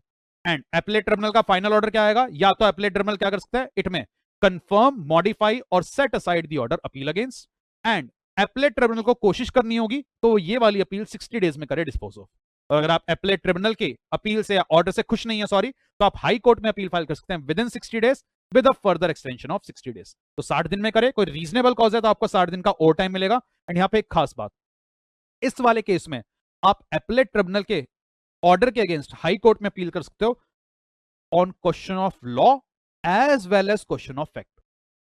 जनरली हाई कोर्ट में अपील जाती है सिर्फ और सिर्फ क्वेश्चन ऑफ लॉ के लिए, पर यह एक स्पेशल केस है जहां क्वेश्चन ऑफ फैक्ट के लिए भी आप एपेलेट ट्रिब्यूनल के ऑर्डर के अगेंस्ट हाई कोर्ट में अपील फाइल कर पाएंगे। एंड नीचे ये पावर्स ऑफ एपेलेट ट्रिब्यूनल आई कि एक सिविल कोर्ट की जो पावर्स हैं ये वाली पावर एपेलेट ट्रिब्यूनल के पास भी होंगी। एपेलेट ट्रिब्यूनल के सर काफी सारे बेंचेस होते हैं, जैसे आपके एनसीएलटी के बेंचेस होते हैं, लाइकवाइज एपेलेट ट्रिब्यूनल के भी बेंच हैं। तो आज अगर एपेलेट ट्रिब्यूनल का कोई ऐसा बेंच है जिसमें 2 मेंबर्स हैं, एक मेंबर ने कहा हां जी जो अटैचमेंट हुई ठीक है, दूसरा मेंबर कह रहे नहीं यार अटैचमेंट ठीक नहीं हुई मेरे ख्याल, तो उस केस में क्या होगा, क्लैश आ जाएगा। तो क्लैश के केस में वो जाएंगे एपलेट ट्रिब्यूनल के चेयरमैन के पास, फिर चेयरमैन या तो खुद उसकी सुनवाई कर देगा या चेयरमैन कोई थर्ड पर्सन उस एपलेट ट्रिब्यूनल पर अपॉइंट कर देगा। तो एपलेट ट्रिब्यूनल में 2 मेंबर्स रहेंगे, अगर उनमें डिफरेंस ऑफ ओपिनियन आया तो इस तरीके से डिसीजन मेकिंग किया जाएगा। एंड अगर कोई केस एपलेट ट्रिब्यूनल में है तो सिविल कोर्ट के पास उसकी कोई भी जुरिस्डिक्शन नहीं रहेगी। तो these are all the 5 concepts I would say of prevention of money laundering act. ये सबसे पहला हमारा बेसिक्स हमने देखा, बेसिक्स ऑफ मनी लॉन्ड्रिंग। दूसरा आया हमारा ऑब्लिगेशंस ऑफ रिपोर्टिंग एंटिटी, तीसरा आया हमारा अटैचमेंट, देन आया हमारा एपलेट ट्रिब्यूनल एंड लास्टली हमारा आया था स्पेशल कोर्ट। अब लास्ट के हमारे 2 टॉपिक्स बस और बचे हैं। एक तो हमारा आ रहा है reciprocal arrangement, topic number 6, and एक लास्ट आ रहा है recovery of fines and penalty. These are very very easy topic, फटाफट से निपटाते हैं और आज की क्लास भी खत्म करते हैं। तो चलिए सबसे पहला टॉपिक आ रहा है भाई रेसिप्रोकल अरेंजमेंट। इसका क्या मतलब है भाई? तो जी मनी लॉन्ड्रिंग से सिर्फ इंडिया परेशान थोड़ी ना, ग्लोबली सारी कंट्रीज परेशान है, क्योंकि हर कंट्रीज में क्राइम होता है, पैसा बनता है, वो पैसा ग्लोबल इकोनॉमी में रोटेट होता है। तो ग्लोबली कंट्रीज मनी लॉन्ड्रिंग से परेशान है। और इंडिया में भी जो पीएमएलए एक्ट आया था वो काफी सारी कंट्रीज के कोलैबोरेशन के बाद आया था। तो काफी सारी कंट्रीज मनी लॉन्ड्रिंग से परेशान है। सपोज हम एक फेमस एग्जांपल ले लेते हैं, आजकल काफी न्यूज में भी है। इंडिया में एक पर्सन ने खूब करप्शन किया, उसने शेड्यूल्ड ऑफेंस किए और उस पर्सन का नाम है से विजय माल्या। और इंडिया में ऑफेंस करने के बाद विजय माल्या से जाकर बाहर सेटल हो गए यूके में, और इंडियन अथॉरिटीज यहां बैठे बैठे मुंह देख रही हैं कि जी शेड्यूल्ड ऑफेंस किया, मनी लॉन्ड्रिंग करी और जाकर के यूके में सेटल हो गए। तो आज सर इंडियन गवर्नमेंट चाहती है कि आज यूके गवर्नमेंट इंडियन गवर्नमेंट की मदद करे विजय माल्या के अगेंस्ट मनी लॉन्ड्रिंग का केस चलाने के लिए। लाइकवाइज ऐसा भी तो हो सकता है कि यूके गवर्नमेंट के या यूके के अंदर कोई ऑफेंडर था और आज वो इंडिया आके सेटल हो गया। तो यूके गवर्नमेंट चाहती है कि इंडियन गवर्नमेंट आज यूके गवर्नमेंट की मदद करे इस पर्सन को पकड़ने के लिए या मनी लॉन्ड्रिंग का केस चलाने के लिए। तो इस चीज के लिए इंडिया और यूके के बीच में क्या हो सकता है, एक रेसिप्रोकल अरेंजमेंट, कि जी ये देश आपस में एक दूसरे की हेल्प करेंगे मनी लॉन्ड्रिंग के केसेस को चलाने के लिए। उसी को हम बोल देते हैं रेसिप्रोकल अरेंजमेंट। बड़ा ही छोटा सा टॉपिक है, आ जाते हैं रेसिप्रोकल अरेंजमेंट। तो ये क्या कह रहा है जी, reciprocal arrangement with foreign countries. तो it is saying CG may enter into an agreement with foreign government for enforcing the provisions of this act and exchange of information for prevention of offence under this act. तो आज Indian government चाहे तो किसी भी foreign government के साथ एक reciprocal arrangement कर सकती है, काइंड ऑफ एक ट्रीटी कर सकती है, जिसमें पीएमएलए एक्ट को एनफोर्स करने की बातें होंगी एंड इंफॉर्मेशन आपस में एक्सचेंज करने की बातें होंगी कि जी इंडिया के विजय माल्या ने यूके के अंदर यूके बैंक्स में कितना पैसा कैसे कैसे घुमाया, वो वाली इंफॉर्मेशन हमें दी जाए। तो इसके लिए आप एक रेसिप्रोकल अरेंजमेंट कर सकते हो जिसमें इन दोनों कंट्रीज की राइट्स एंड ऑब्लिगेशन लिखी जाएगी। And this will be an international agreement, international treaty, जिसे इंडिया और यूके दोनों को एडहर या रिस्पेक्ट करना पड़ेगा। अगली बात आ रही जी letter of request to a contracting state, कि on application of investigating officer that an evidence is required for investigation such evidence may be available in contracting state. तो अगर आज किसी इन्वेस्टिगेटिंग ऑफिसर ईडी के बंदे को लग रहा है यार इस विजय माल्या के लिए ना यूके से हमें कोई डेटा चाहिए, तो आज वो स्पेशल कोर्ट से बोलेगा इंडिया में, और स्पेशल कोर्ट एक लेटर ऑफ रिक्वेस्ट भेजेगा यूके कोर्ट्स को, और यूके कोर्ट्स वो इंफॉर्मेशन ला करके इस स्पेशल कोर्ट को फर्निश करेंगे, जिससे इंडिया में केस और ज्यादा स्ट्रांग बन पाएगा। तो ये letter of request to contracting state आया। नीचे आया जी असिस्टेंस टू कॉन्ट्रैक्टिंग स्टेट, या पढ़ लेना कि आज अगर वो कॉन्ट्रैक्टिंग स्टेट हमसे कोई जानकारी मांगेगा हम वो वाली इंफॉर्मेशन फर्निश करेंगे। एंड लास्ट एक पॉइंट आया डिस्क्लोजर ऑफ इंफॉर्मेशन। तो इस पे मैं बहुत ज्यादा टाइम नहीं लगा रहा हूं, मैं आपको मेन मेन बातें बता चुका हूं। यहां पे आपको समरी मिल गई है, इसको आप रीड करना, दिस इज वेरी इजी, आपको समझ में आएगा। एंड फाइनली भाई लास्ट पॉइंट यहां पर आ रहा है recovery of fine and penalty. जी अगर कोर्ट ने किसी के ऊपर फाइन लगाया, हाँ जी आपने मनी लॉन्ड्रिंग करी थी, चलो हम आप पे 5 करोड़ रुपए का फाइन लगा रहे हैं, और वो बंदा फाइन नहीं दे रहा, तो उस केस में उस पर्सन से फाइन कैसे रिकवर किया जाएगा, या ऑफेंडर कोई कंपनी है तो फाइन कैसे रिकवर करेंगे, प्लस कुछ और मिसलेनियस फाइन्स एंड पेनल्टी। तो लास्ट टॉपिक आ रहा है, फटाफट से पढ़ना स्टार्ट करते हैं।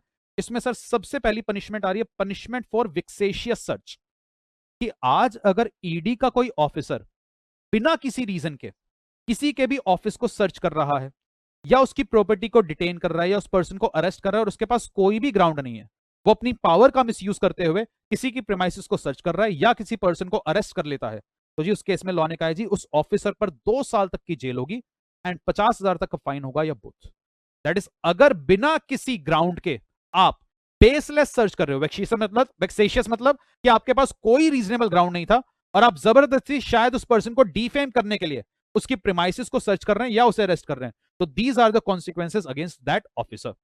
अगली बात आई जी, कोर्ट में चल रहा था केस या मनी लॉन्ड्रिंग का केस आज चल रहा है और किसी भी पर्सन ने जानबूझकर कोई गलत इंफॉर्मेशन प्रोवाइड करी जिसकी वजह से आज उस पर्सन का अरेस्ट हो गया या उस पर्सन की प्रेमाइसिस को सर्च किया गया। तो जिसने भी वो गलत जानकारी दे करके उस पर्सन की प्रेमाइसिस का सर्च करवाया या उस पर्सन को अरेस्ट करवाया तो 2 साल तक की जेल है, 50,000 तक का फाइन है या 2। एंड आगे कह रहा है जी, if any person being legally bound refuses to answer any question before an authority. तो आज अगर कोर्ट ने सम्मन करके किसी को बुलाया और पूछा हां जी तुमने इससे मनी लॉन्ड्रिंग के लिए पैसे लिए थे या नहीं, वो आंसर ही नहीं कर रहा, या उसने कोई स्टेटमेंट साइन करने से मना कर दिया, या सम्मन देने के बाद भी कोर्ट में नहीं आ रहा, या कोर्ट में कोई डॉक्यूमेंट नहीं ला रहा, 500 से लेकर 10,000 रुपए तक का पेनल्टी उस पर लगेगा फॉर ईच फेलियर।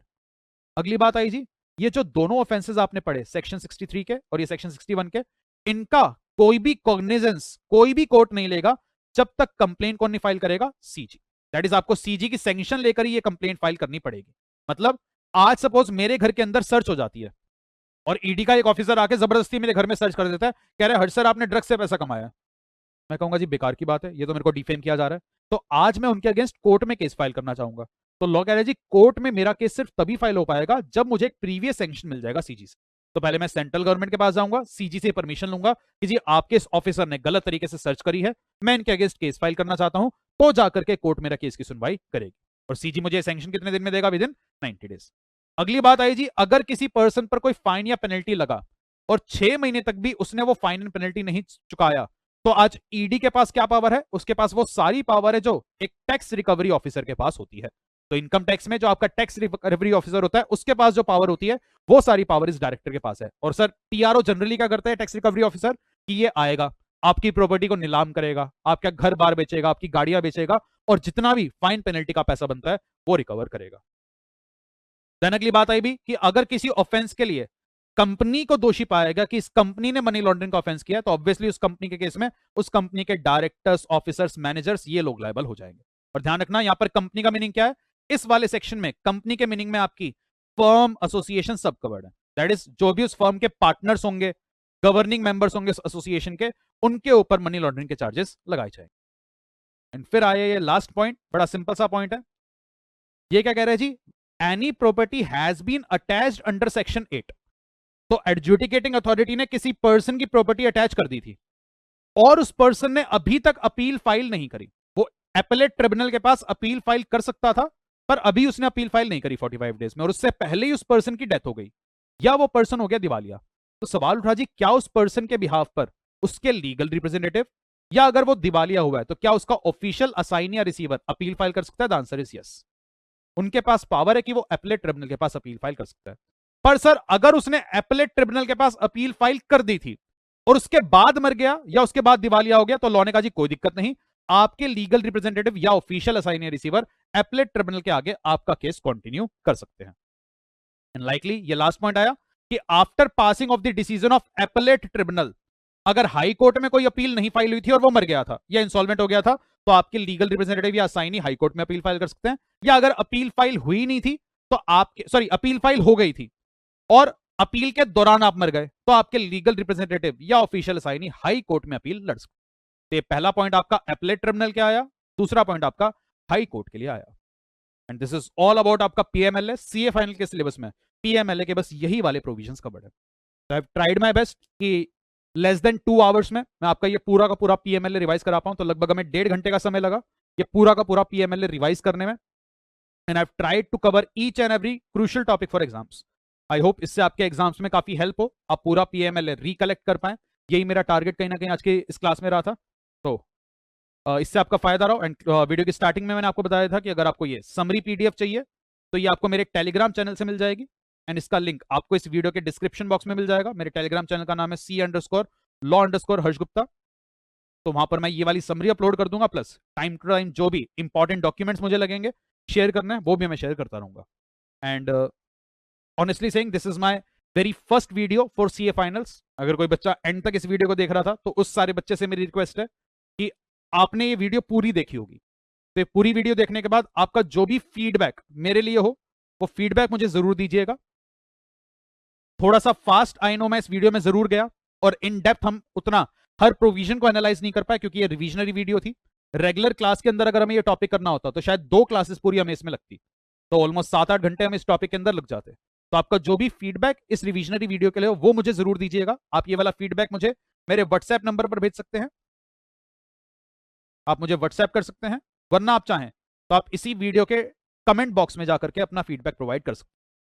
ठीक, उससे मुझे गाइडेंस मिलेगी कि आगे की और वीडियोस मुझे क्या बनानी है, उनमें क्या नयापन मैं लाऊं, अगर कोई कमी रह गई थी, कोई वर्किंग एरिया है, उसे कैसे दूर किया जाए।